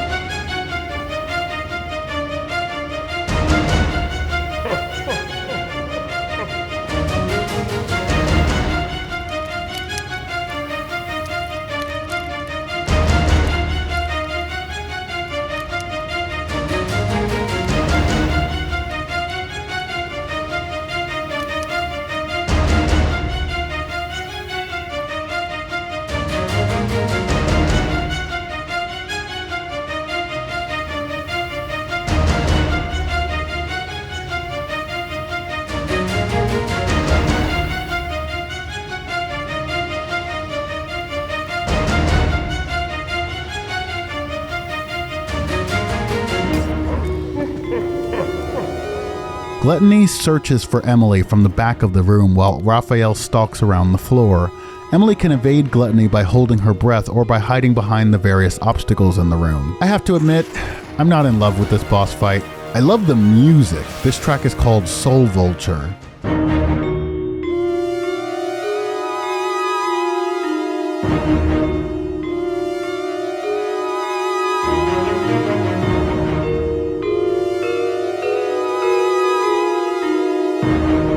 It uses some motifs from Raphael's The Cook's Castle, but also changes into this surreal, eerie, kind of rising presence.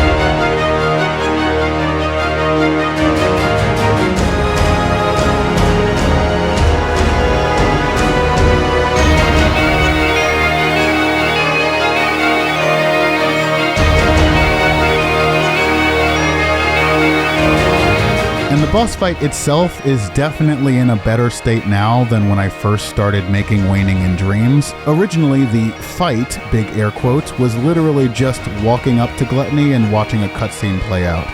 Now there's a bit more of a game involved. Emily has to destroy the Grendelroot pustules on the two precariously leaning statues at the back of the room. These statues are references and flash forward to two specific characters we'll be seeing later, but essentially, the one on the left is meant to represent nature or entropy, and the one on the right is meant to represent justice or order. Raphael's stalking logic is the same here as it was in the dining hall, except that he'll also become alert to Emily's location if Gluttony spots Emily. Gluttony also, Gluttony sometimes just doesn't work right.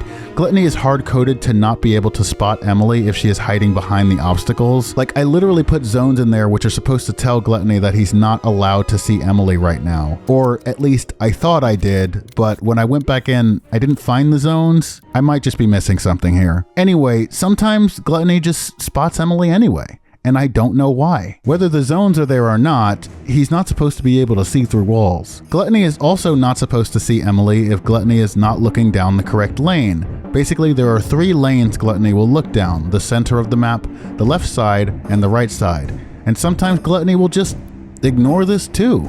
Gluttony really wants to find Emily, I guess. If Gluttony spots Emily, Emily's max health will steadily decrease every 1/10 of a second, and soul swords will spawn, dealing damage to her current health if they hit. Gluttony also has a third ability which it can perform if it has not spotted Emily. I call this ability the Black Hole. In Waning Original, this ability pulled Emily closer to Gluttony, which was kind of dumb since it made the boss fight even quicker. In Sea of Flame, the Black Hole holds Emily in place, but that also kind of doesn't work, because if Emily is crouching, she still retains some movement speed. I know why this happens. When Emily's movement speed changes, it's handled by a keyframe, so when multiple keyframes are active, Dreams just splits the difference. But this feels more like a fun exploit than a glitch to me, so I'm not inclined to fix it. Hey, if Gluttony can cheat, Emily gets to cheat too, and she already has.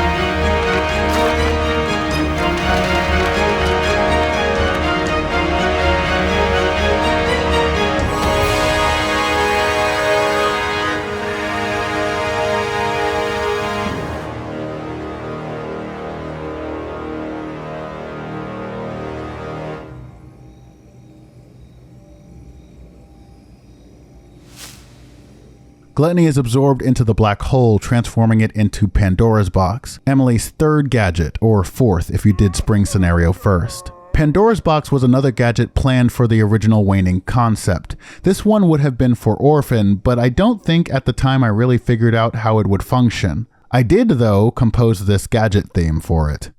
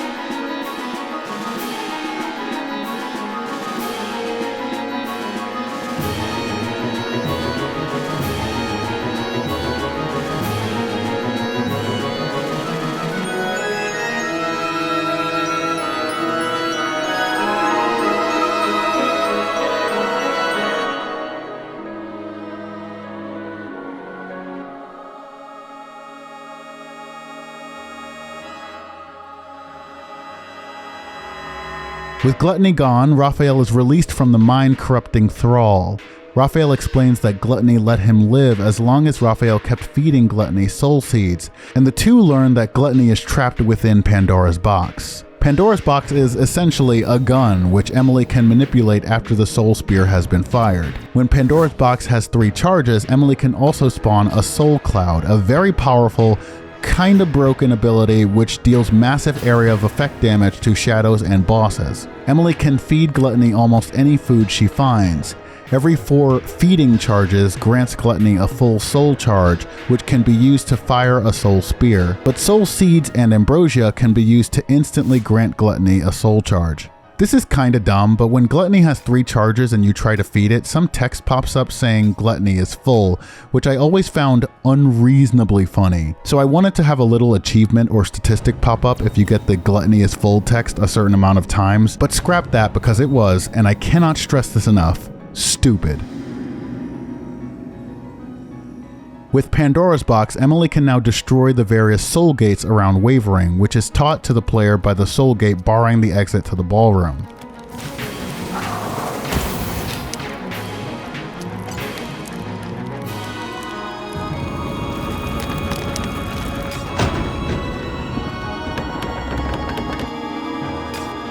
Back in the dining hall, Emily can talk to Raphael and learn about his relationship to Gluttony, as well as his struggle coping with the loss of his child due to hunger and malnourishment. The guilt crushed him, and for a time, Raphael had well and truly lost his mind. After speaking with Raphael, I used the Waystone to make a quick trip back to Haven.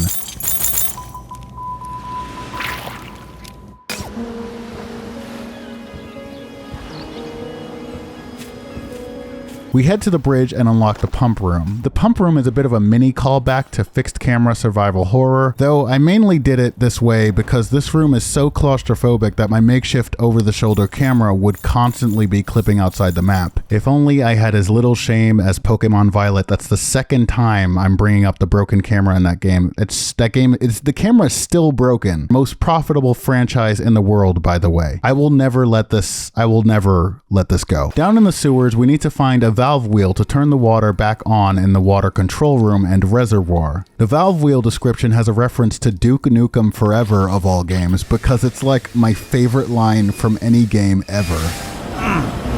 I hate valve puzzles. God, that game was so fucking bad. In water control, there's another weird brazier, our third in this playthrough, and an entrance to Haven. A couple months ago, I fixed a soft lock here where progress would be impossible if the player left the game without unlocking the filtration chamber door and without entering the Haven entrance after turning on the water in water control. I hate valve puzzles. You can turn on the reservoir and water control pipes in any order, but doing the water control first shows off an otherwise missable cutscene later. The jingle that plays during the reservoir's intro stinger is the melody of A Siren's Calling, which we'll be hearing more of later.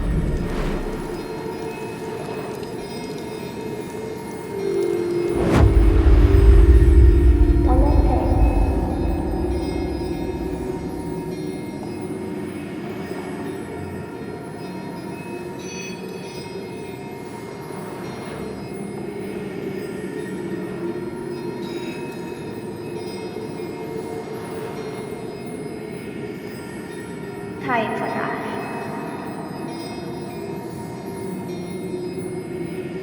Esto. Emporo. Tomote.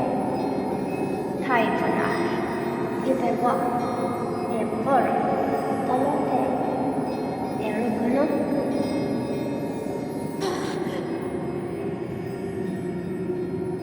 Time for that.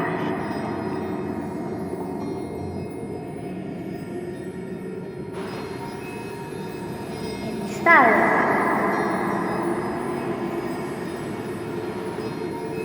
Tomote.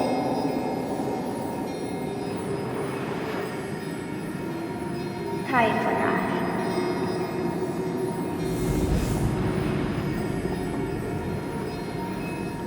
When Mercy leaves, the player can explore around the reservoir. They can unlock the doors to the chapel basement and to the filtration chamber. They should also notice this giant Hirno right beside the tree roots. This is the biggest sign that the player should return here later, as they do not have the necessary gadget to interact with it. There is literally an entire other world to explore here later, so I needed to make sure players wouldn't avoid this place in the late game because they felt that they had thoroughly explored it earlier. Heading down a ladder into the reservoir basin, Emily can turn on the water, which floods in immediately, resulting in this cutscene.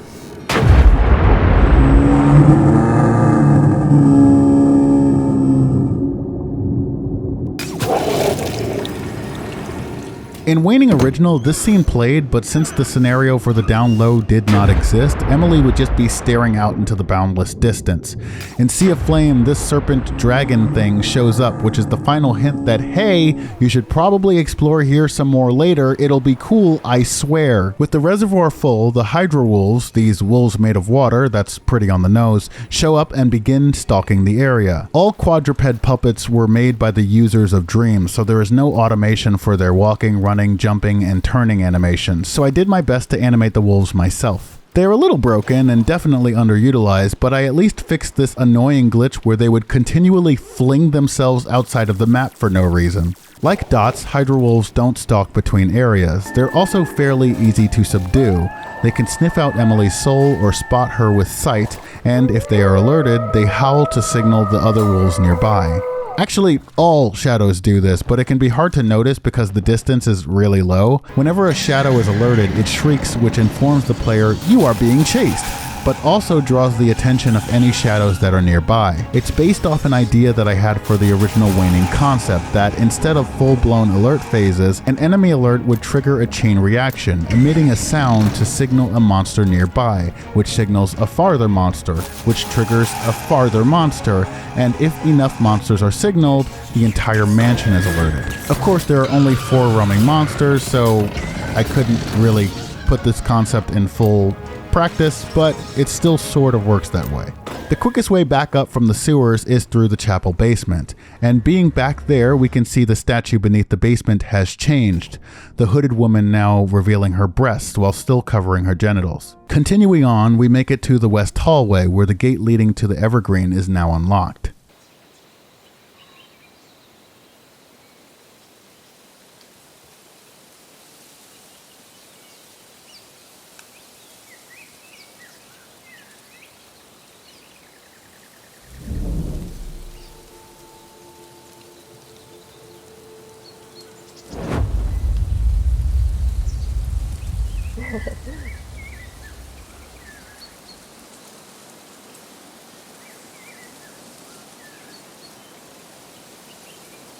Europa?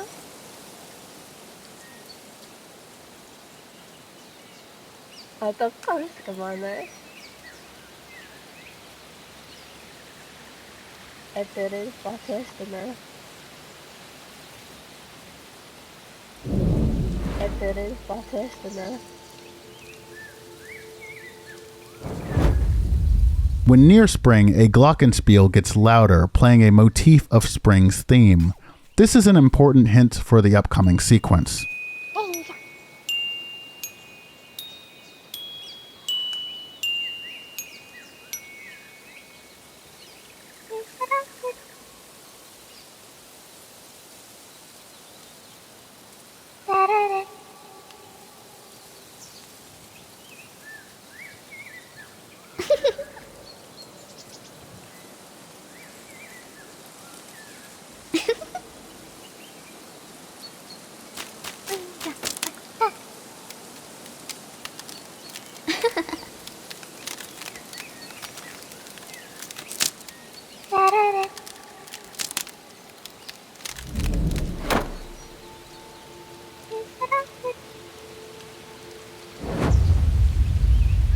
Spring is, hands down, one of my favorite characters. She has the best music, the best backstory, the best personality, one of my favorite boss fights. I also had to composite her character model from a bunch of different parts, which is why her earlier model had elf ears.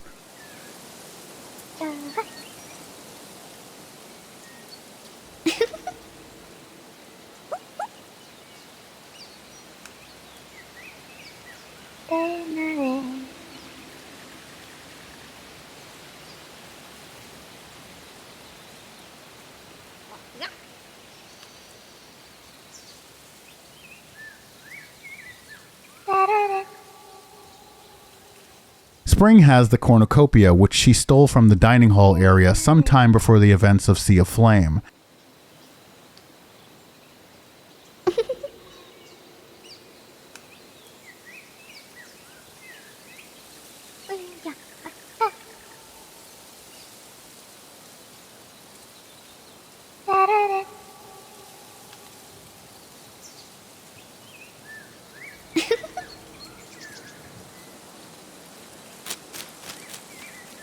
The big tree in the middle is internally, and by internally I mean in my own head and on some of the game tags, named Yggdrasil. In The Rite of Spring, I finally got around to actually explicitly naming the tree Yggdrasil.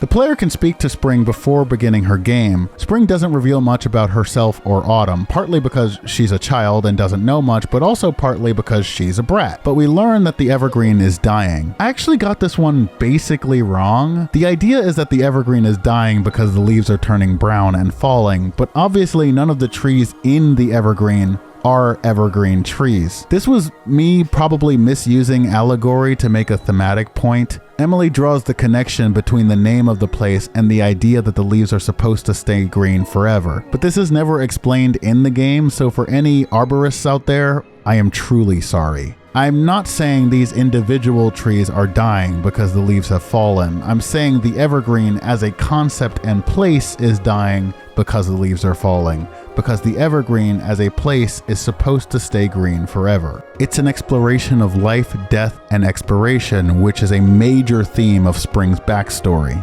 This is one of the areas where I felt like I could clarify details and mistakes of mine. In all honesty, these are details I could clarify with a quick few lines of dialogue, but I find it interesting. If I were writing a book, I would likely have caught these omissions. But with a game, there's so much more that goes into displaying a single line of text that a lot can simply slip through the cracks, especially when you don't have a team of dedicated writers and lore masters.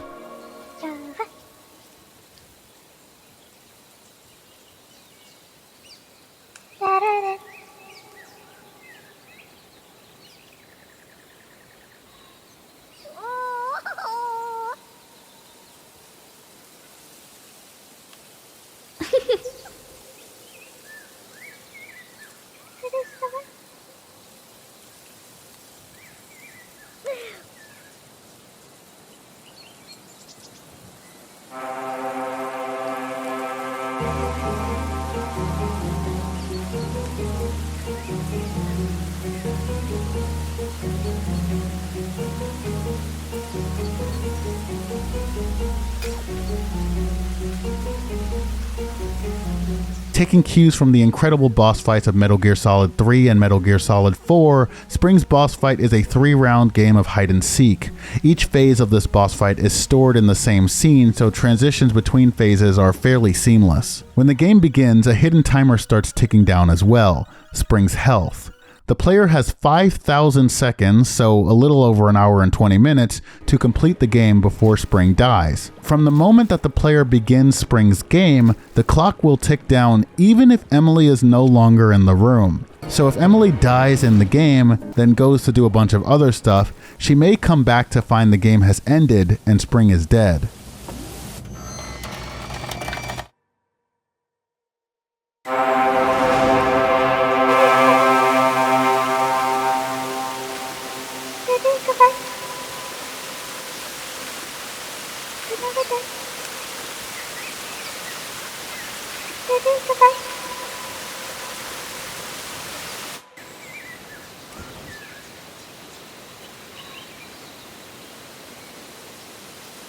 There are two possible states for this game. Emily wins or Emily loses. If Emily loses by running out of time, she still gets the cornucopia, but there's a strong sense of incompletion, that she did the wrong thing. This would be one of the flags to determine the bad or true ending, which I talked about earlier. Of course, Sea of Flame only has one ending, but the idea was that if Emily doesn't provide closure to the lost souls and ultimately forgive herself, then she cannot achieve completion, and she therefore gets the bad ending.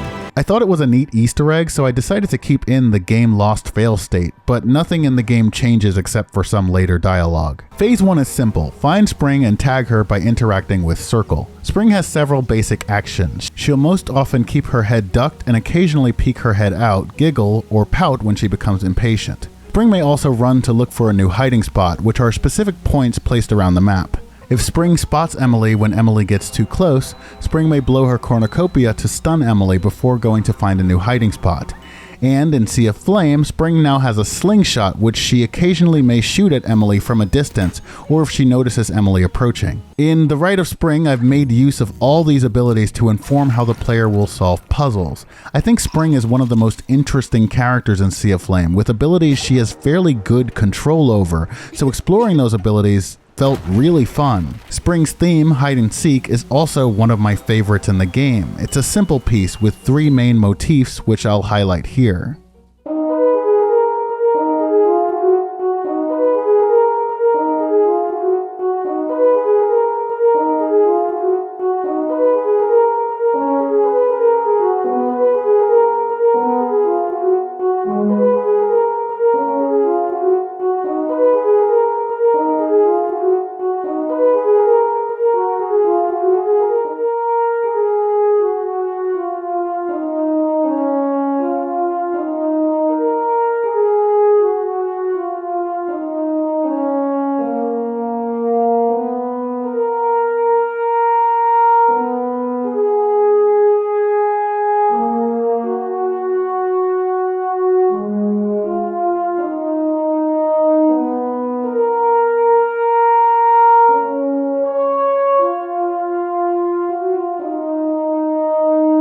In Waning Vanilla and Sea of Flame, this piece is an incredibly simple one, just a short loop of several seconds with all its complexity coming from the different layers that fill it out. The base is the short pizzicato phrase that sounds strikingly similar to a phrase I used in 2 songs I made for a pirate game idea I had back in high school and college.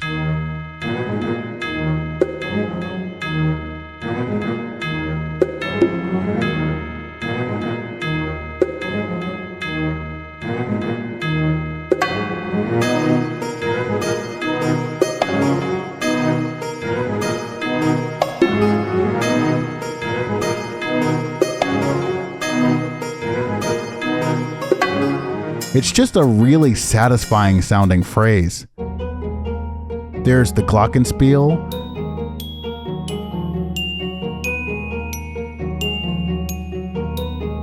then there's the accordion sounding woodwinds and the harsh double bass which grows louder as age and illness approach.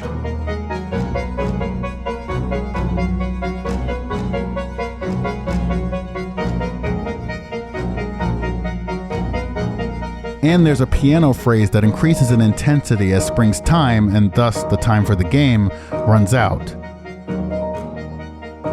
Finally, when age or illness are alerted to Emily, the horns blare and the major motifs ring with greater strength.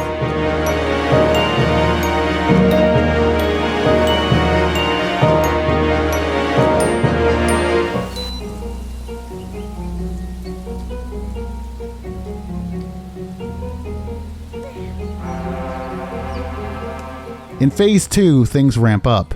Age and Illness, 2 eerie creatures, begin stalking the evergreen in search of Emily. Spring also creates 2 decoys which move between hiding spots and around the space. The decoys can be told apart from Spring because they lack certain details like the tourniquet on her arm, the cornucopia, and the glockenspiel. When Emily interacts with one of the decoys, it bursts, dealing damage and luring Age and Illness toward Emily. Being hit by Spring's slingshot will also draw Age and Illness toward Emily.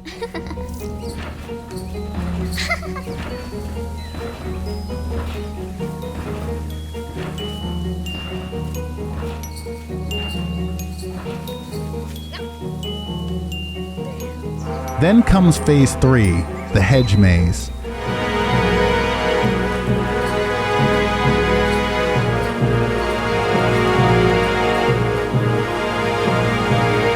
Age and illness stalk the maze, each having 2 possible positions they can begin from, and there are decoys and mimic chests and set locations throughout. The mimic chest is, I think, the only ability of Spring's that doesn't make an appearance in the Rite of Spring. In this phase and the previous 2 phases, Spring has an even chance of beginning from one of 3 possible positions. In phase 3 specifically though, Spring remains in place and will not search for other hiding spots, and will not use any evasive abilities either. Because I know where she can spawn, I would love to watch other people play through this game and see how they navigate the hedge maze. Solving a puzzle just doesn't hit the same when you're the one who made it. Wow, that was far. That's got some range. Oh my gosh. Oh my gosh, is she in a loop?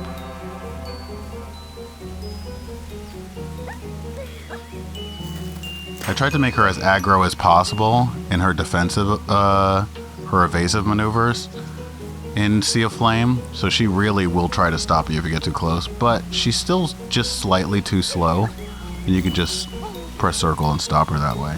This is also a good time to talk about taunts. In order to give bosses more personality, most of the bosses in Sea of Flame can taunt Emily during a fight. In Waning Vanilla, only a few of them were able to do this. Spring was one of them. In a stealth boss fight, the taunts generally only appear when the boss has not spotted Emily. I dumped a fuck ton of Easter eggs into these taunts because I just wanted to have fun with them. So while the player can use directional audio from Spring's taunts to figure out where she might be, I believe that is her.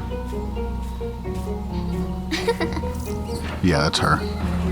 She also makes a bunch of references to the laughing octopus hide-and-seek fight from Metal Gear Solid 4.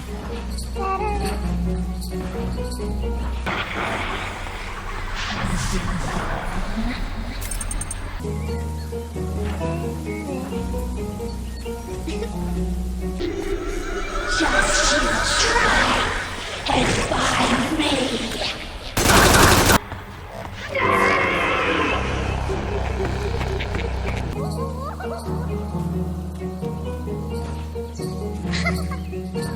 The other taunts generally highlight Spring's impatience. Tagging Spring in the hedge maze unlocks the win ending, where Spring and Autumn get a chance at closure before the 2 pass on.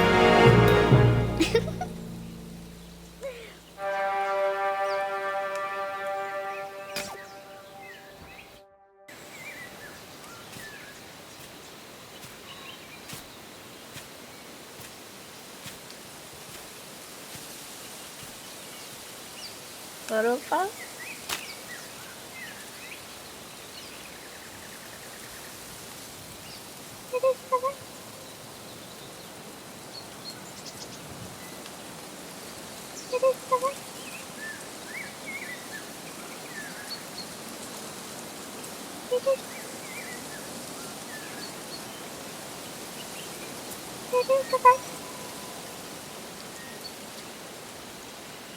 Atau kau kemana?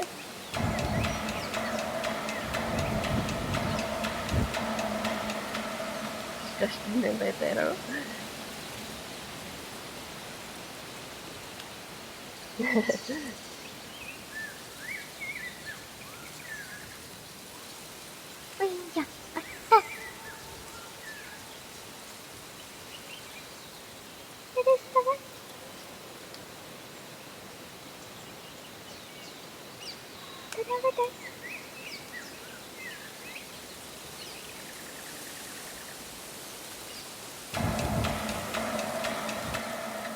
Está na parada.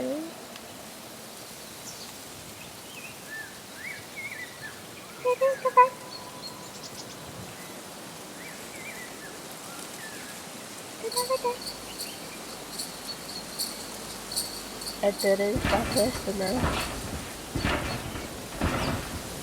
Ne kadar?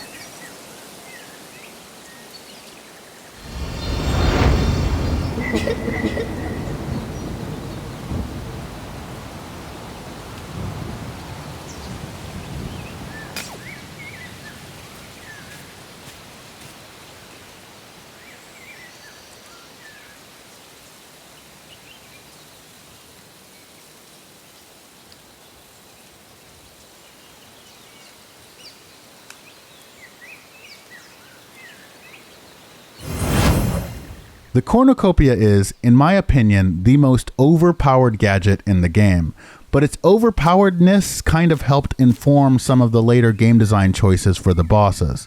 After this point, you start to see more aggressive bosses which focus more on relentless assault than puzzles or stealth. The cornucopia allows Emily to eat rich berries, which grant Emily a full heal to her current health in a matter of seconds. So in turn, I could make enemies deal difficult to avoid damage to current health and devastating attacks to max health. The major issue with this philosophy is that basically all healing items except Ambrosia, which fully restores max and current health, and Soul Siege, which restores some max and current health, become useless. I had two potential solutions to this problem.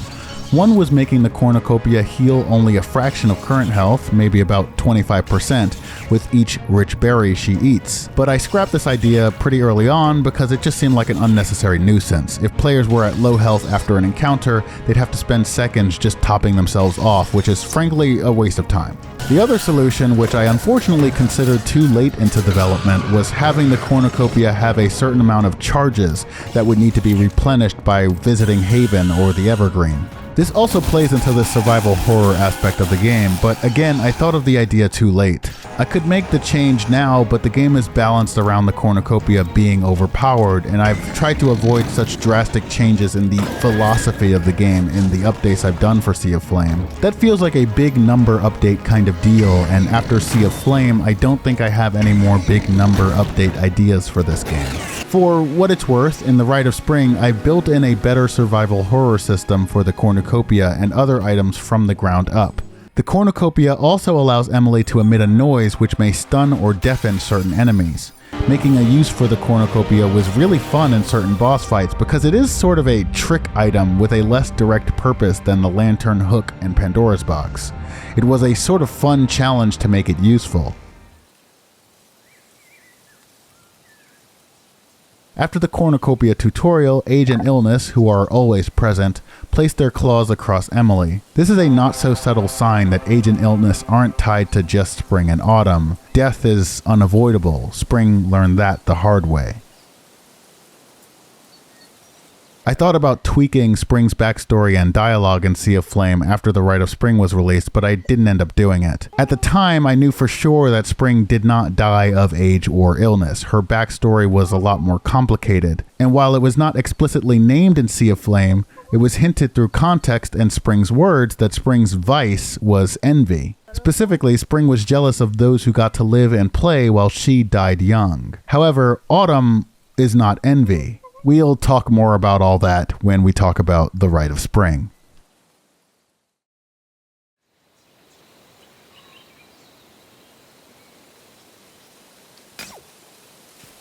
Emily can blow the cornucopia to explore the other areas of the Evergreen and open any chests she may have missed during the hide-and-seek boss fight.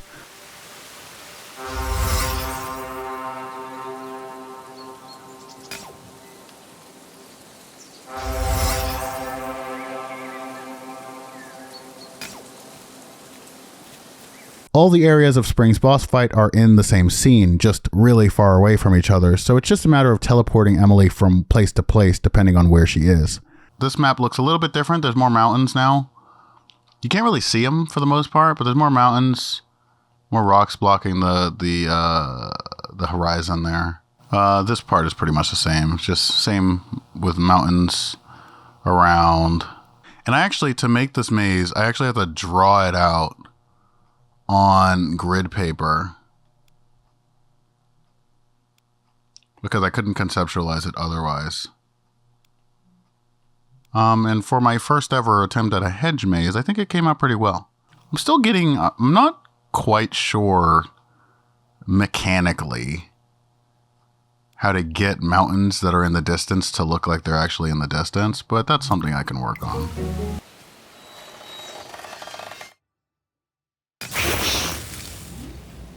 After obtaining the cornucopia, a new scenario opens up to the player, and with the cornucopia and Pandora's box, the majority of the mansion is now open to explore. Emily can use the cornucopia to destroy Hearnos, including the one used as bait to lure the player into returning to the sewers.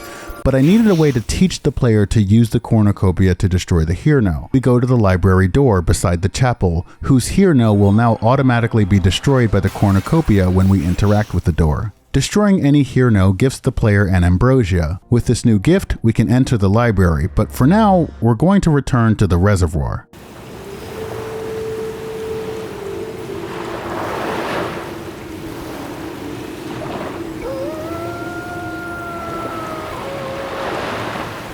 Lazarus also hints that the player should return to the sewers once the cornucopia has been collected, just in case the Hirno wasn't suggestive enough.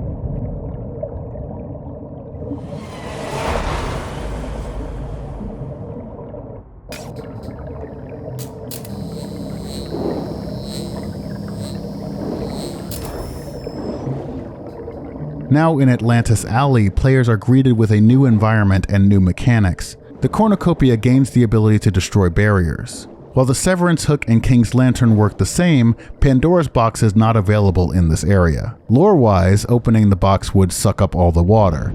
Gameplay-wise, it was just an unnecessary overcomplication to consider. The player must now navigate in 3 dimensions to progress. Atlantis Alley is just one area of the Down Low, an underwater city whose existence and relationship to Wavering proper is unknown. Drawn by a faint, muffled melody, Emily investigates an old, abandoned theater at the end of the park.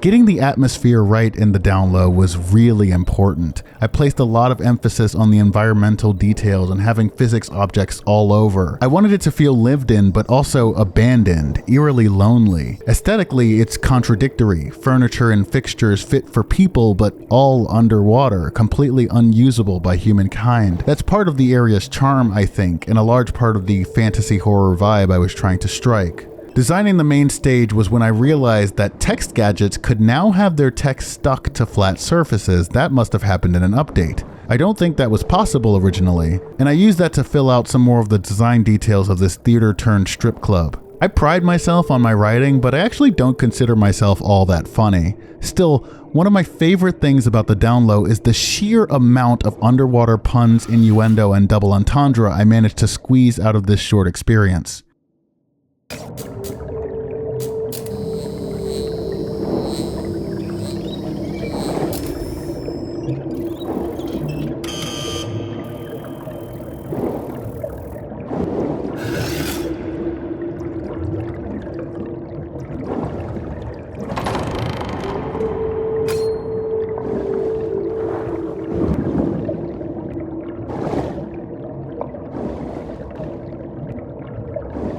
Following the voice, Emily eventually makes it through the dressing room where she meets one of the denizens of the Down Low.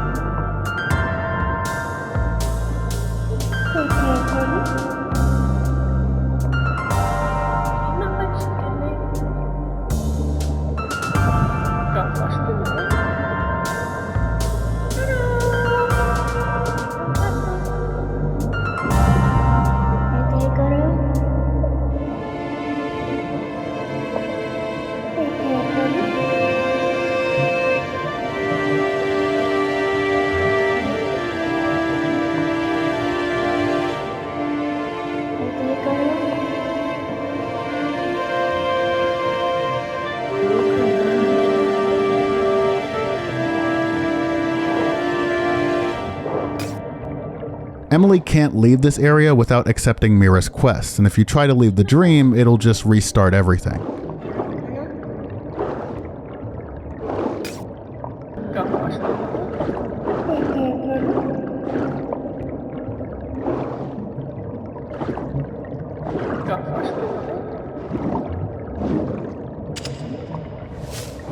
Having the fuse crystal in the inventory triggers the first checkpoint and the rest of the scenario to begin.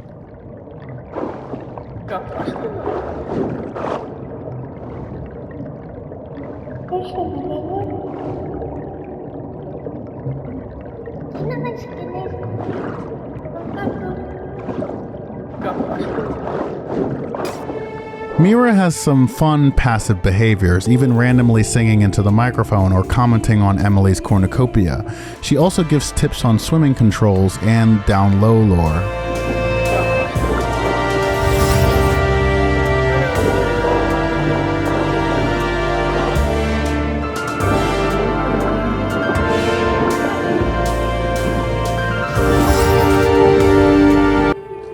And one of my favorite things, if you pull out the cornucopia here, you get this little secret cutscene.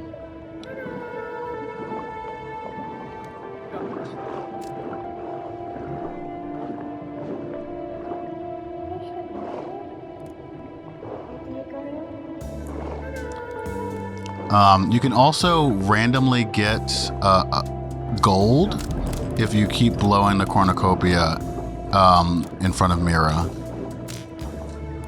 I believe it's a 1 in 100 chance. I could double check, but oh yeah, I forgot to do some zoom outs as well. This is what this map looks like. Out of bounds. It's actually very simple. It's kind of what you see is what you get. If we try to go here, Mira will be like, no, not that one. Literally.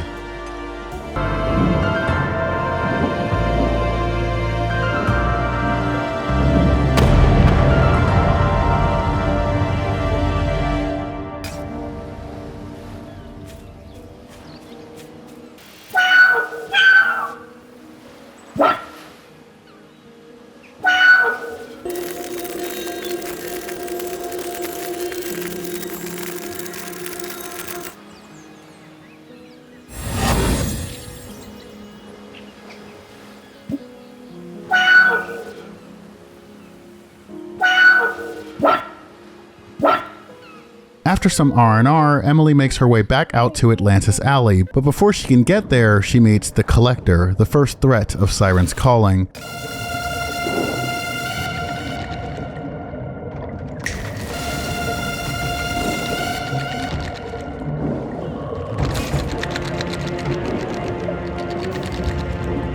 The Collector uses sight and soul alternately to find Emily. It can drop mines or create light orbs to spot Emily easier. Emily can cannonball or stay completely still to lose the Collector, who begins to ping when Emily can't be found.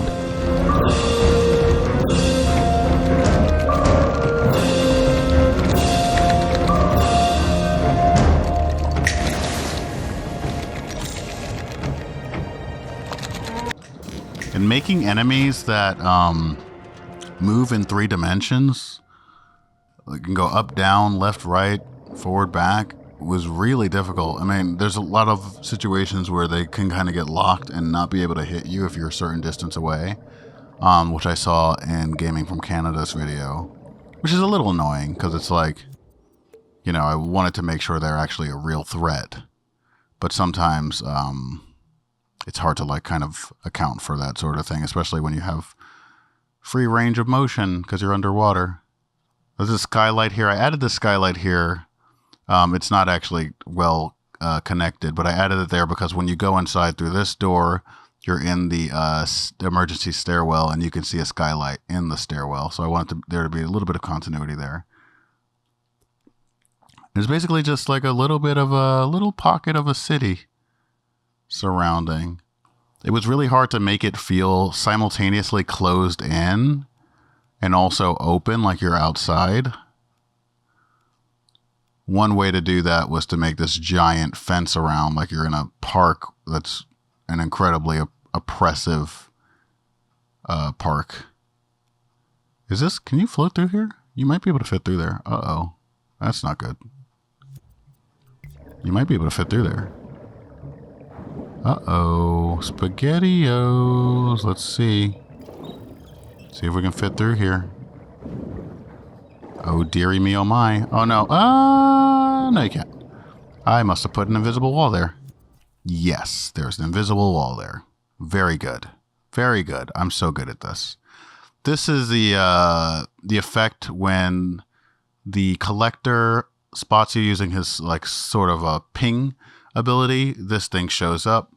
It's modeled off Emily's shape here and turned into a painting. But this is kind of the best I could do to make that effect. I would rather it kind of match her animation at the time, but I don't even know if that's possible to do. Anyway, we go over here. And this little stinger that's about to play only plays in this one spot.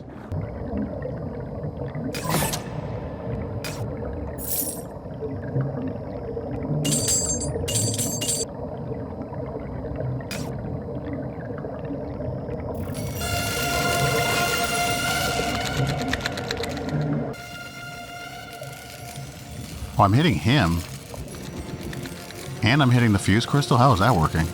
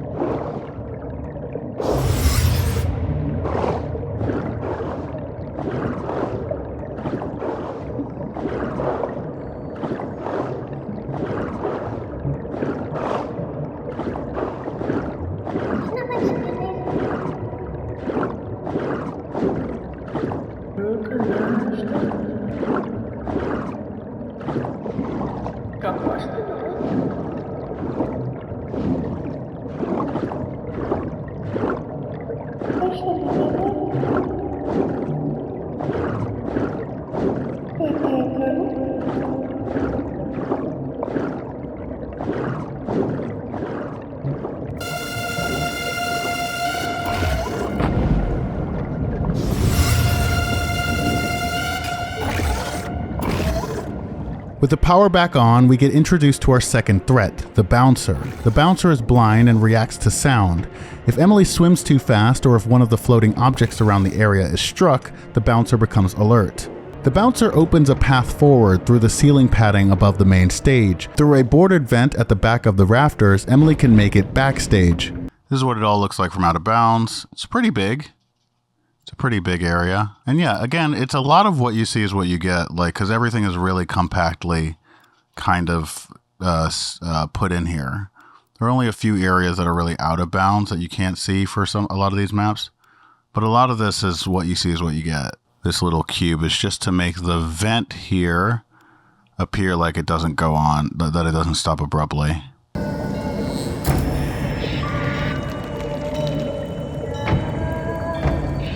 Most of the backstage area is blocked by a sphere of ice. For now, Emily heads to the control booth.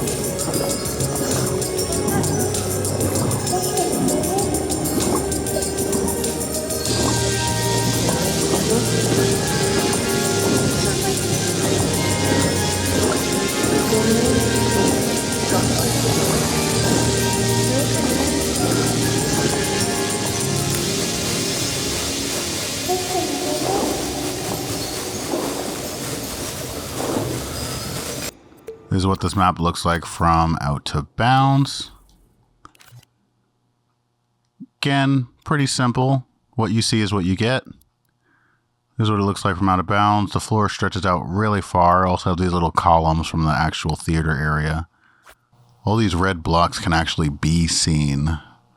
They're not invisible, but you wouldn't see it because it's all hidden behind these walls.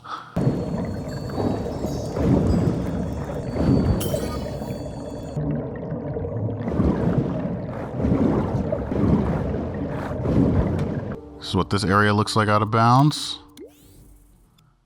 Again, a lot of what you see is what you get here. I tried to make use of space as much as possible. It is a little too claustrophobic. Whales are money that has yet to be made. That's like, someone made this like little motivational poster. I just changed the words. Hunt the whale, hook the whale, eat the whale whole. It's just supposed to get into the kind of mindset of this theater. When you go, remember to put on a show. And lots of, what are these? Are these invisible? They're just invisible walls that are not connected to the actual wall for some reason. I don't know why. And some out of bounds enemies. We've got the bouncer and the collector. I call them the sentinel. This one, I don't remember what I called it. The doppelganger. But in universe, they're the bouncer and the collector.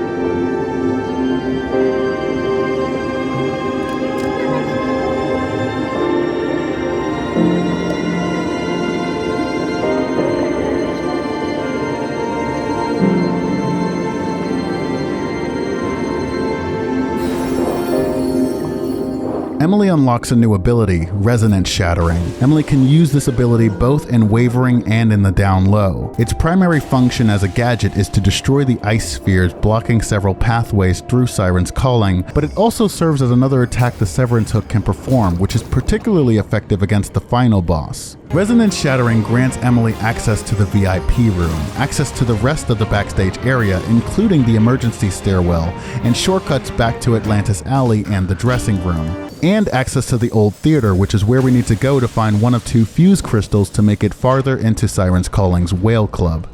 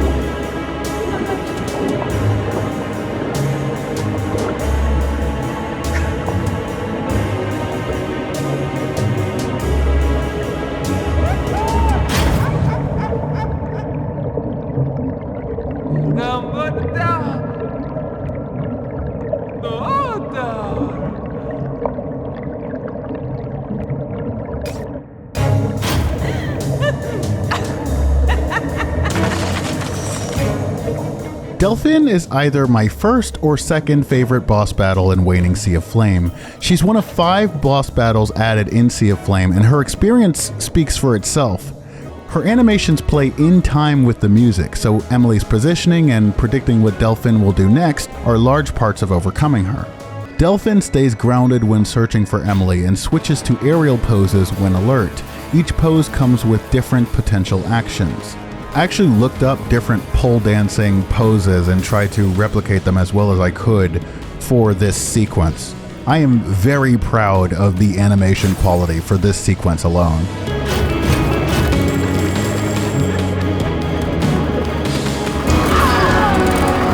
There's a lot of paintings in this map. All these chairs are just paintings. I could not for the life of, like, there are so many chairs here.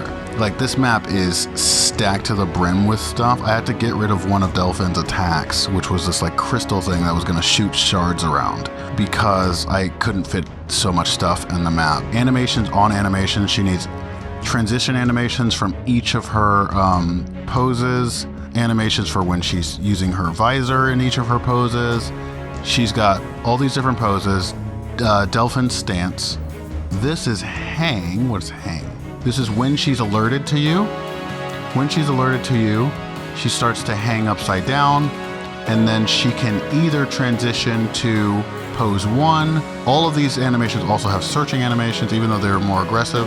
And then she has pose 3, which is her, oh, it's all fucked up because she's in a different animation right now. Each of these poses has transition, so stand to spread, stand to squat, stand to cling, stand to pirouette, idle to hang. And they also have their own attacks. And I think this way that I did Delphine is how I did some of the enemies in Rite of Spring, which works really well, which is having each animation, idle animation, and state being tied to a variable. Now, like, their states are already tied to a variable. Are they alert? Are they aware? Are they chasing you? Caution mode or whatever, to use Metal Gear terms. Those are already tied to a variable. But I mean literally having every possible animation tied to a variable as well. It worked really well, which we'll get to later, for Agony. Because Agony in Rite of Spring is flying sometimes Agony is on the ground. Yeah, I had no idea what I was doing with Delphine. Managed to make it work, and I'm just constantly surprised that it works as well as it does. Each pose comes with different potential actions. With every pose, attack, stagger, and transition animation, Delphine likely has the most individual animations of any character in Waning. Needless to say, I really had fun with this one. My biggest personal issue with the battle is that it's a straight up fight. I've criticized games like Lightning Returns in the past for using physical, no-holds-barred battles to progress conflict between otherwise non-hostile characters. The idea of my critique being that beating someone half to death probably isn't the best way to help them heal or bring them closure or over to your side. So ideally, I'd have wanted to make this Delphine battle more puzzle-based, maybe restoring power to spotlights to blind her or throw off her step or something of that nature. My biggest problem with this battle in specific is that in a ludonarrative sense, it doesn't really work because you're just wailing on this poor dancer. And the idea is that she has gigantism. She like is so huge that it's not really hurting her. And also she's trying to kill you, so it's kind of balances out. But I hate the idea of like you beat someone to death and then you beat someone half to death and then they suddenly join your side or whatever. I think that's a little stupid. So what I could have done instead was have some sort of puzzle solution. I thought about doing something with these little balconies and the lights here. Maybe you could do something with the stage lights to blind her and then wear her down that way. But in lieu of that, this straight up battle is pretty fucking awesome, I think. Delphine can be blinded and staggered, and can blind herself whenever she uses her showstopper ability. When staggered, she takes increased damage and is stunned for a time. The cornucopia has probably the most Easter eggs related to it, because it is kind of a weird item. It's like kind of a gimmick item a little bit. and it's like, how do you make this useful in a fight? Well, you do get the max hit heal, which is helpful. I was trying to see if I stood still, what would happen. I knew what would happen because I wasn't holding my breath. But for some reason I thought if I stood still it wouldn't matter. And now she won't respond if I do this. Oh no, she still does. What was that noise? Quit making that noise. I said shut up. If you do that one more time, and she means that. Oh, is she going to use a visor? She didn't. I feel like it's a 50-50 chance. Why is she not doing it? And it's supposed to be really trippy. All the lights are out. It gets kind of like disorienting a little bit. Like, genuinely, where is she? What the hell? Okay, I see the snowflake is there, so it looks like... Eyes on the crowd. That's the center light, right? Oh, there it is. Oh, now she's squatting. Okay.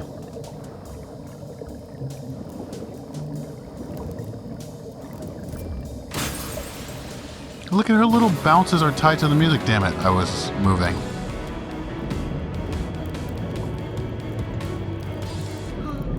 Hold on. Hey, can you cut that out? It's rude.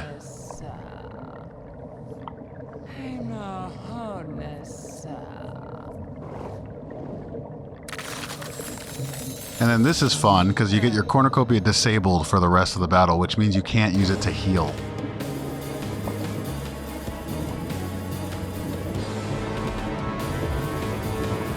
Which, like, unironically makes this one of the hardest battles.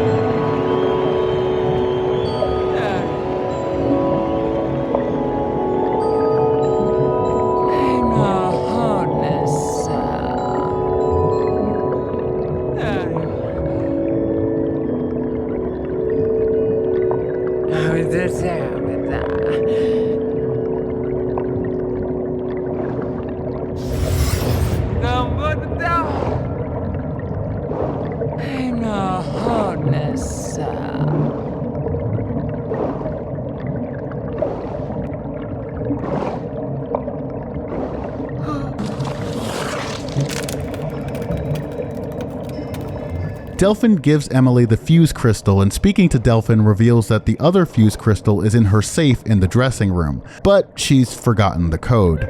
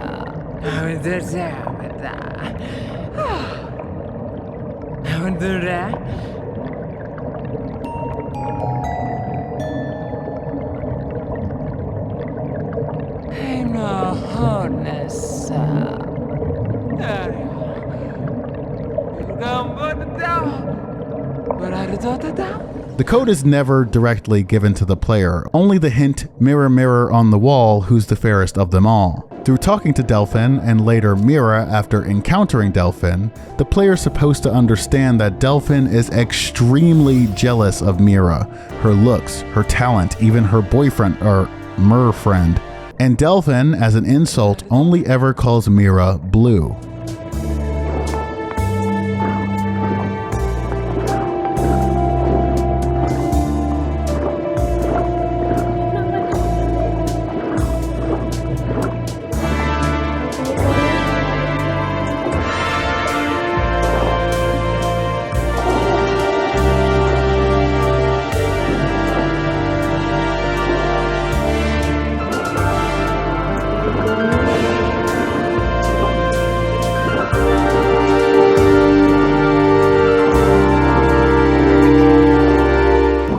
Okay, so I've been looking around a lot, but just speaking with Delphine, she called Mira Blue. She doesn't call her Mira, she calls her Blue. So trying this out. There we go. Hey, we got one. Picked up Fused Crystal Tea. Let's go put it in.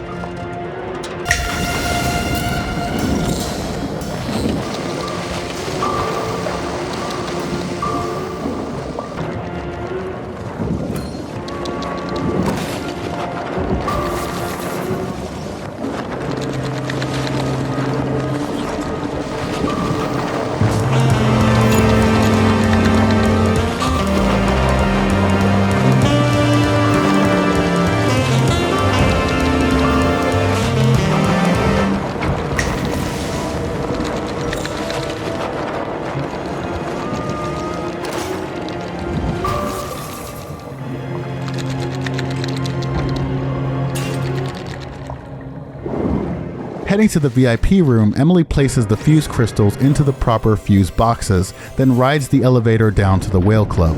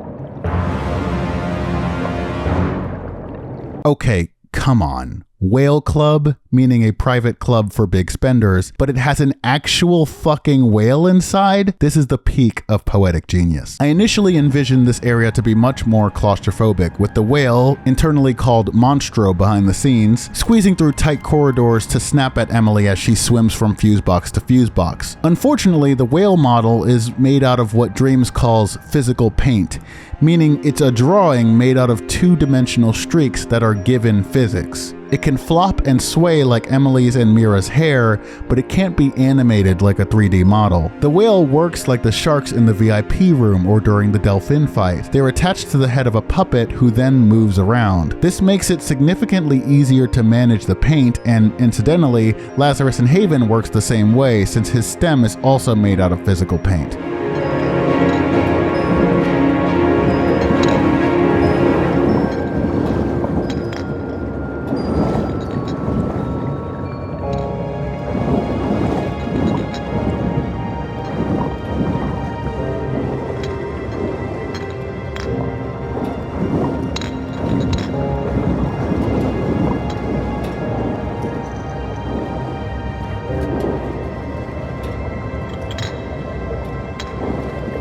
Monstro has a force field around it which roughly matches the shape of its body, not including its tail. This pushes Emily back and deals some physical damage, creating the illusion that she's being knocked back by the whale's body. When alerted to Emily, Monstro also has two attacks. A physical attack where it flails while moving forward somewhat, and an attack which shoots red beams from its spout and damages Emily's soul if she's not holding her breath. All in all, Monstro is not a huge threat, more impressive for the pun and spectacle than its combat prowess. Although during some playthroughs it does have a tendency to get in your way in such a way that feels really oppressive. I also had trouble getting the feel of this area right. The scale mixed with Emily's movement speed and the overall structure always felt off. So I settled on this larger, more open middle area with a tighter side corridor and a creepy skeletal fixture in the middle, something that would strike a massive tonal shift immediately upon entering the area.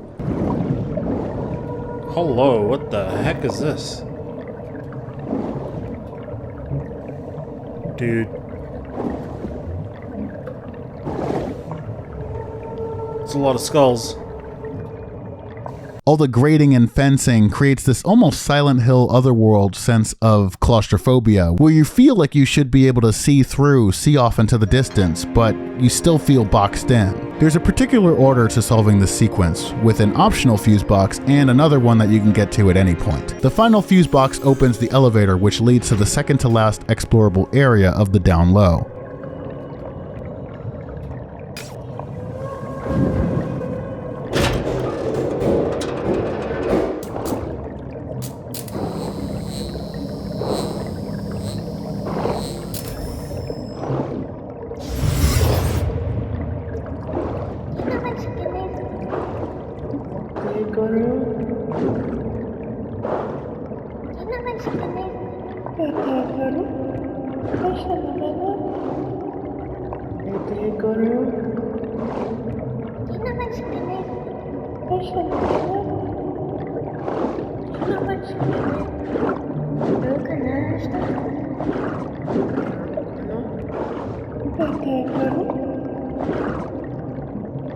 Poseidon Subnautical Bar and Krill, where big spending whales are shown hot maids and tasty krill to entice them to join the whale club. Like, you really couldn't invent better puns than this if you tried. Off screen, Mira grabs an M-shaped fuse crystal.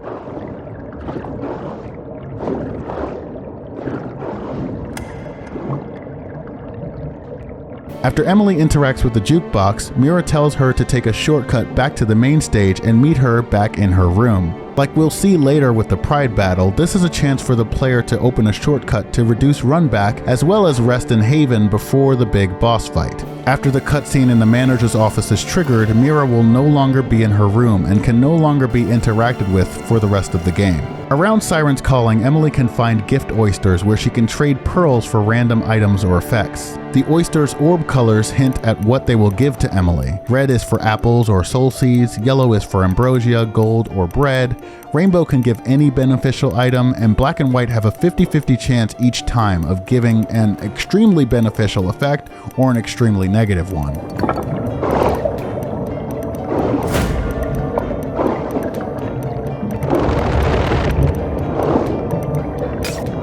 If Emily has no pearls, she can find more around the down low, or she can get free ones from Tandolfo in the trick room. The overall item economy is less fine-tuned in Sea of Flame than it was in Waning Vanilla, where before I had a spreadsheet of each item in the game, including value, location, and memory variable. In Sea of Flame, I winged it quite a bit.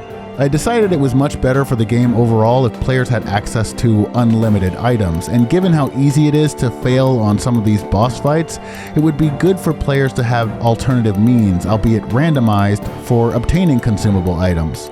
You can just kind of gamble with it. It's a 50-50 chance.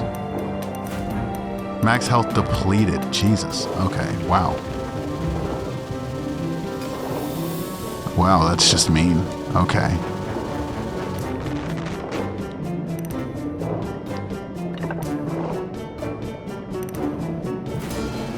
Picked up, look at that, 2,500 gold. You know, we wasted a pearl and got our max health depleted, but we got 2,500 gold. Look at that. So worth it. So worth it. We're now over a quarter of the way to releasing Tandolfo. Look at that, with just 3 pearls. And now you can lose all your gold as well. So I should probably stop while I'm ahead.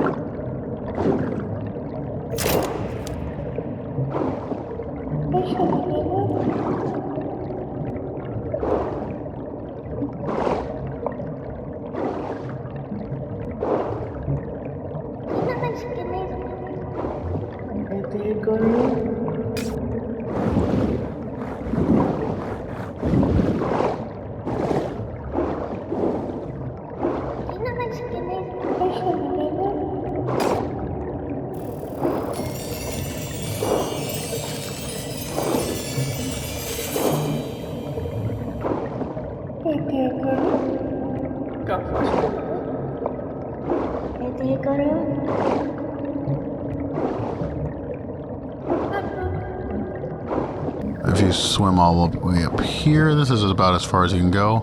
And so you can see the skylight hanging over there. You can't see that it's clipping through a million things and not really aligned with the building. But that's as far as you can go.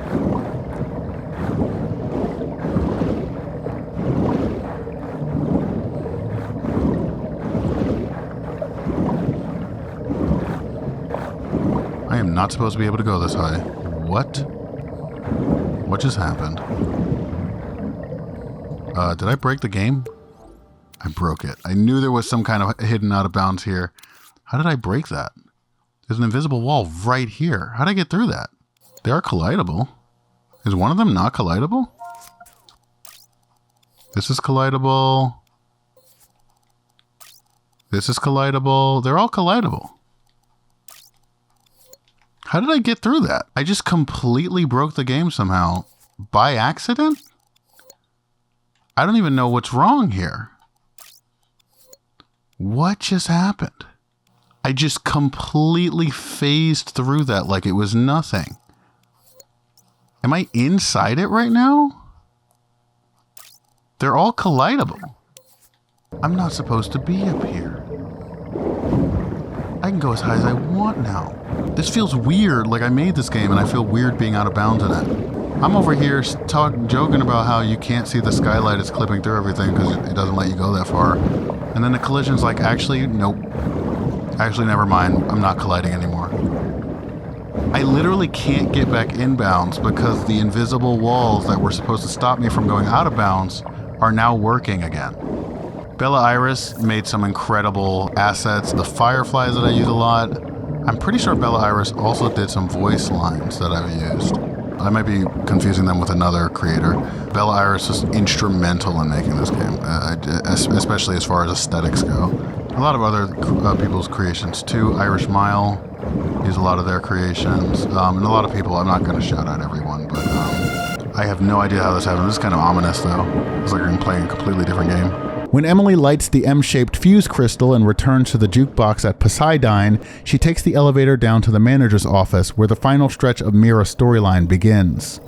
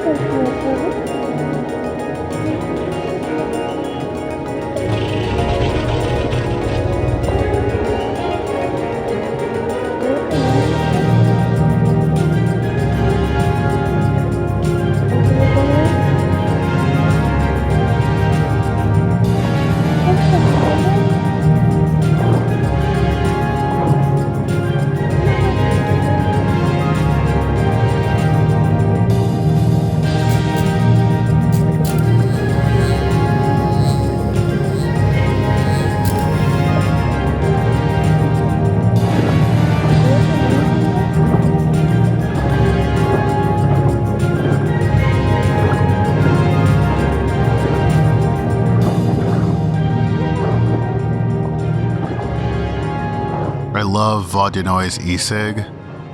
I just think it fits like the kind of neon aesthetic, the neon sort of Art Deco aesthetic of the whole area.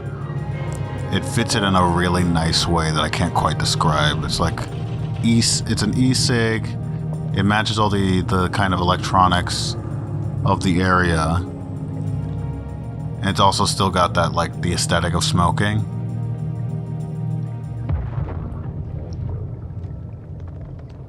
This cutscene is long as fuck, by the way.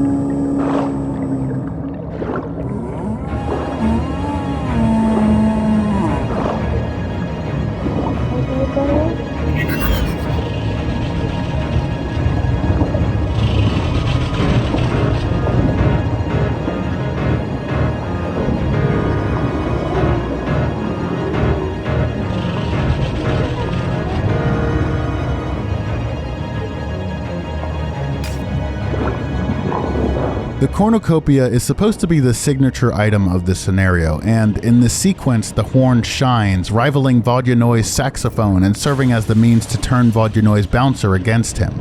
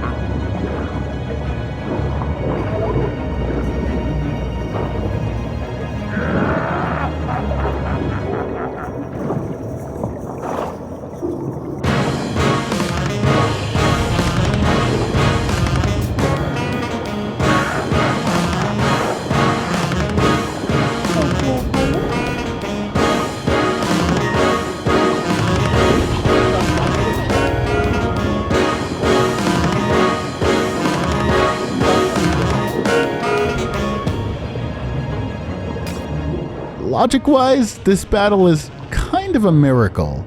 It's really held together by duct tape and sometimes can break in some annoying ways. It just has so many moving parts, so let's break them down. Vodunoj is the main target, and in this phase can jump between platforms and spawn mines around the room. Vodunoj can activate 3 different devices: the red eye, the black eye, and the golden eye. Red eye detects Emily's soul and will become disabled after a set amount of time. Black eye detects her with sight and must be disabled with the lantern. Golden eye always detects Emily and cannot be disabled through normal means. When any of these eyes detect Emily, the bouncer will hunt her relentlessly. Vodunoj can also play his saxophone, whose sound triggers one of the bouncer's behaviors. I spelled that as behaviors. Behaviors. When the saxophone is playing, the bouncer will not respond to Emily's sound, even if she swims fast. The bouncer will also hunt Emily on its own, and if it becomes alert to Emily's noise, it will trigger a global alert which changes its own behavior and Vodya's. The bouncer can also be deafened by Emily's cornucopia or the sound of a mine exploding near it, which is rare but possible. By the way, this can also happen if the bouncer and the collector are in the same map and one of the collector's mines goes off next to the bouncer. The bouncer can also be lured into attacking Vodunoj if Emily plays her cornucopia near him.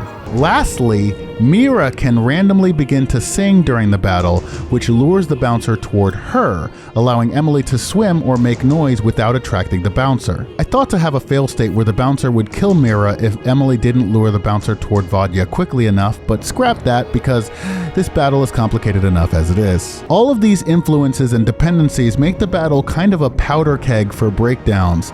Nothing game-breaking, but potentially frustrating nonetheless. And because it all takes place on the same map as the preceding cutscene, which is like 7 minutes long, this brushes right up to the memory limit, so much so that I had to limit the amount of mines Vodyanoi could spawn at a time to only 2. Otherwise, he'd hit the memory limit, which would for some reason cause Emily to immediately die. Boy, was that frustrating during playtesting. Vodjanoi's battle theme is called Club Banger, which starts off in its spotted variation before shifting to its searching variation.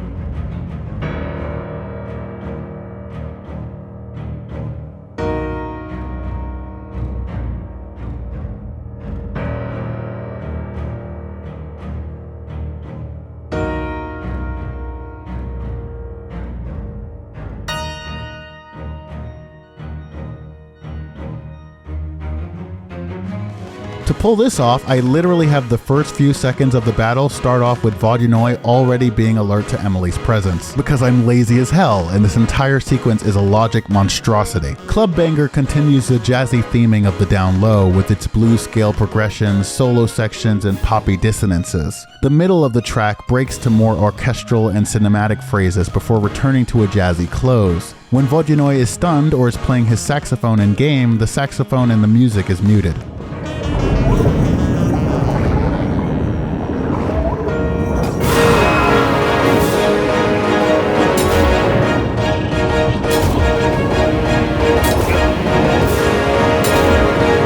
When Vodjanoi's health is low enough, he activates the Golden Eye.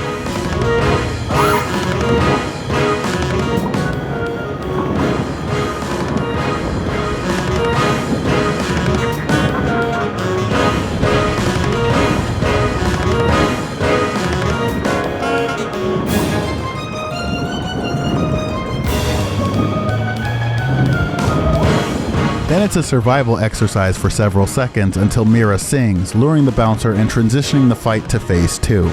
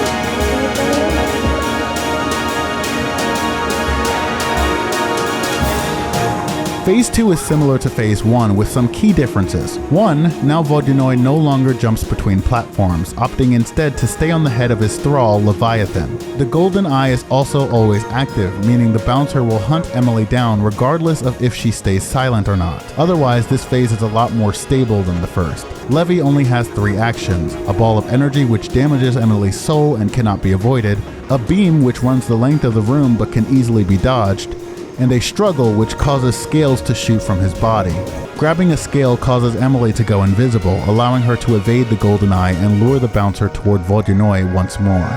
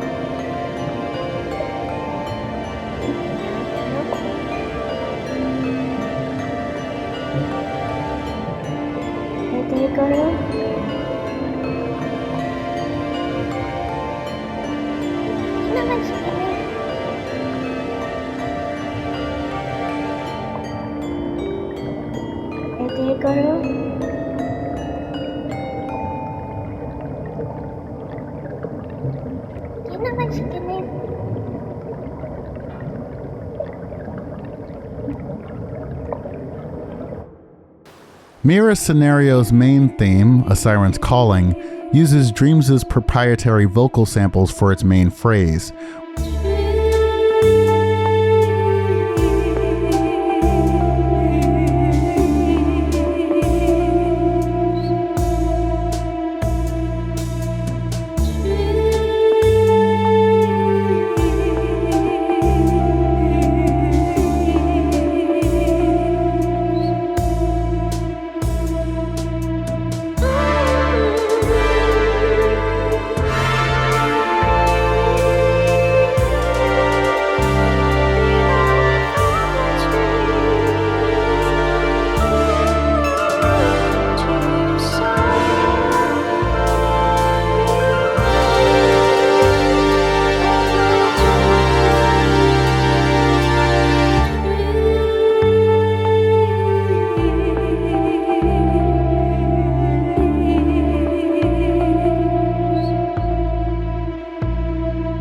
which just so happens to sound like the Light in the Dark theme, which plays in Haven and throughout other songs in Wavering.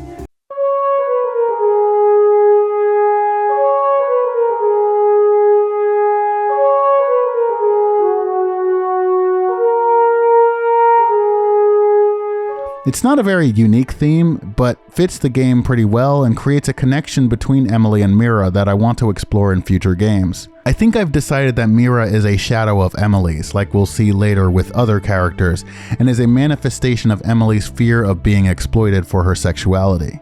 The music of Mira's Scenario utilizes poppy and jazzy rhythms throughout, making Siren's Calling feel like the kind of lively club that would have had its heyday in the 60s and 70s. Mira's single, Farewell Father, on the other hand, I tried to make sound like the kind of classic pop of a Jackson 5 type group.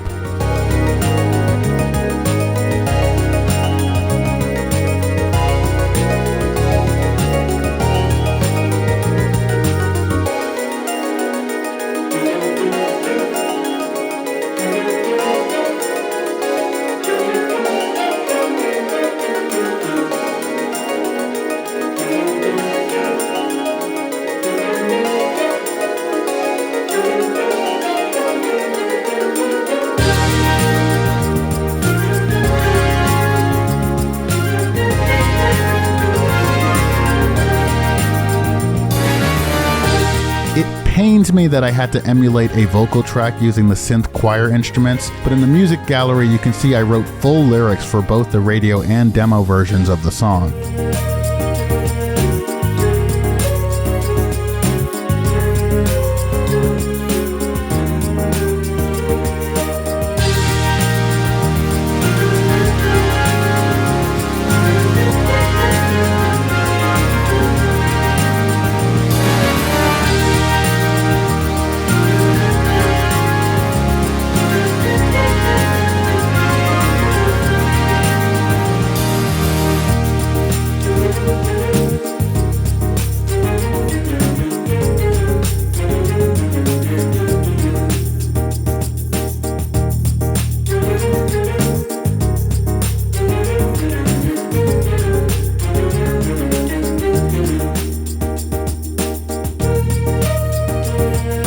Delphin's theme, Primetime Blues, is my favorite of the bunch. It has a stealth version,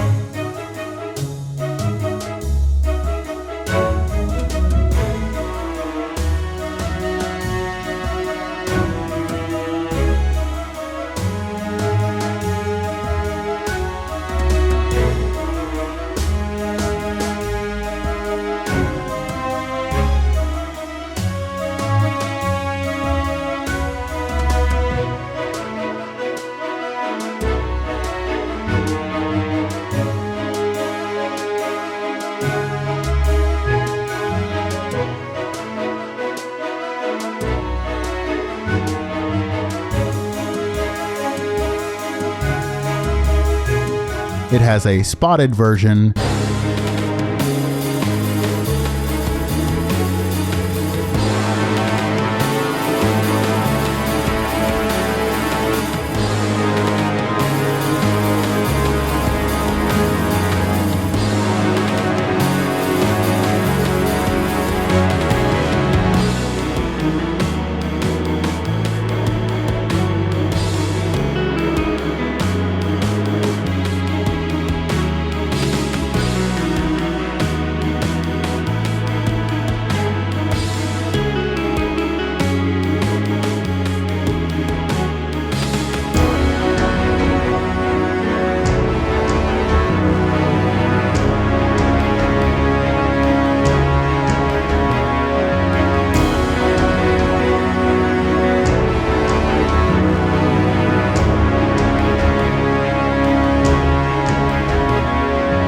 And it has a staggered version.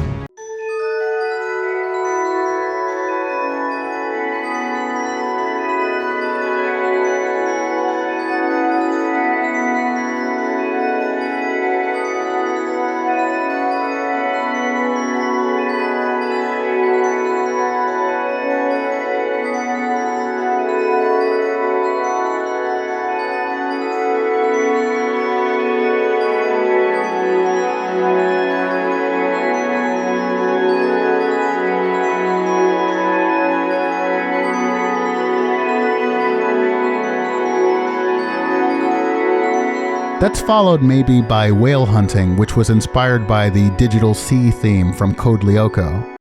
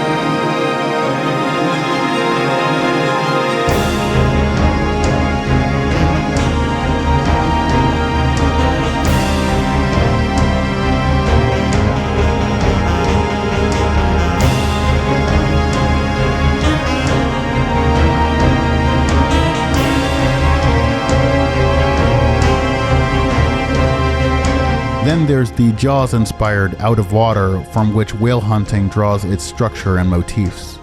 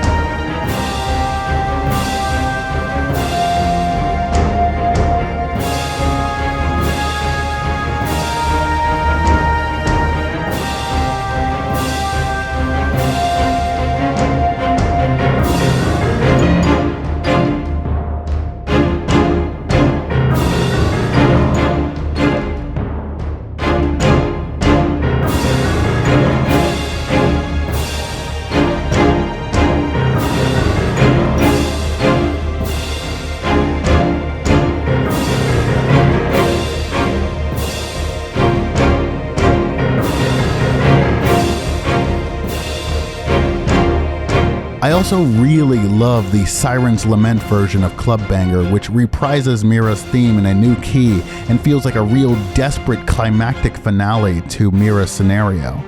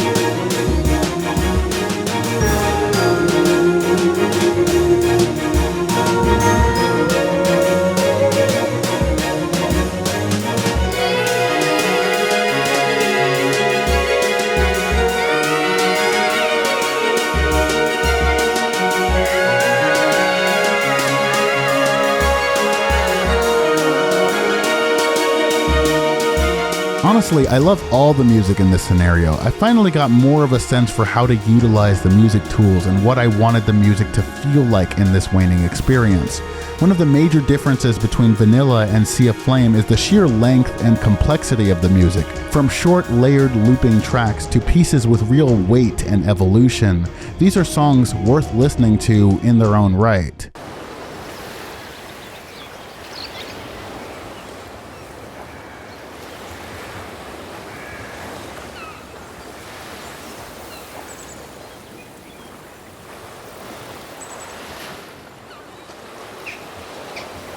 Rakasti no.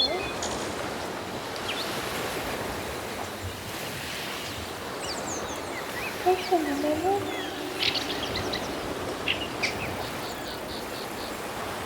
No me sale.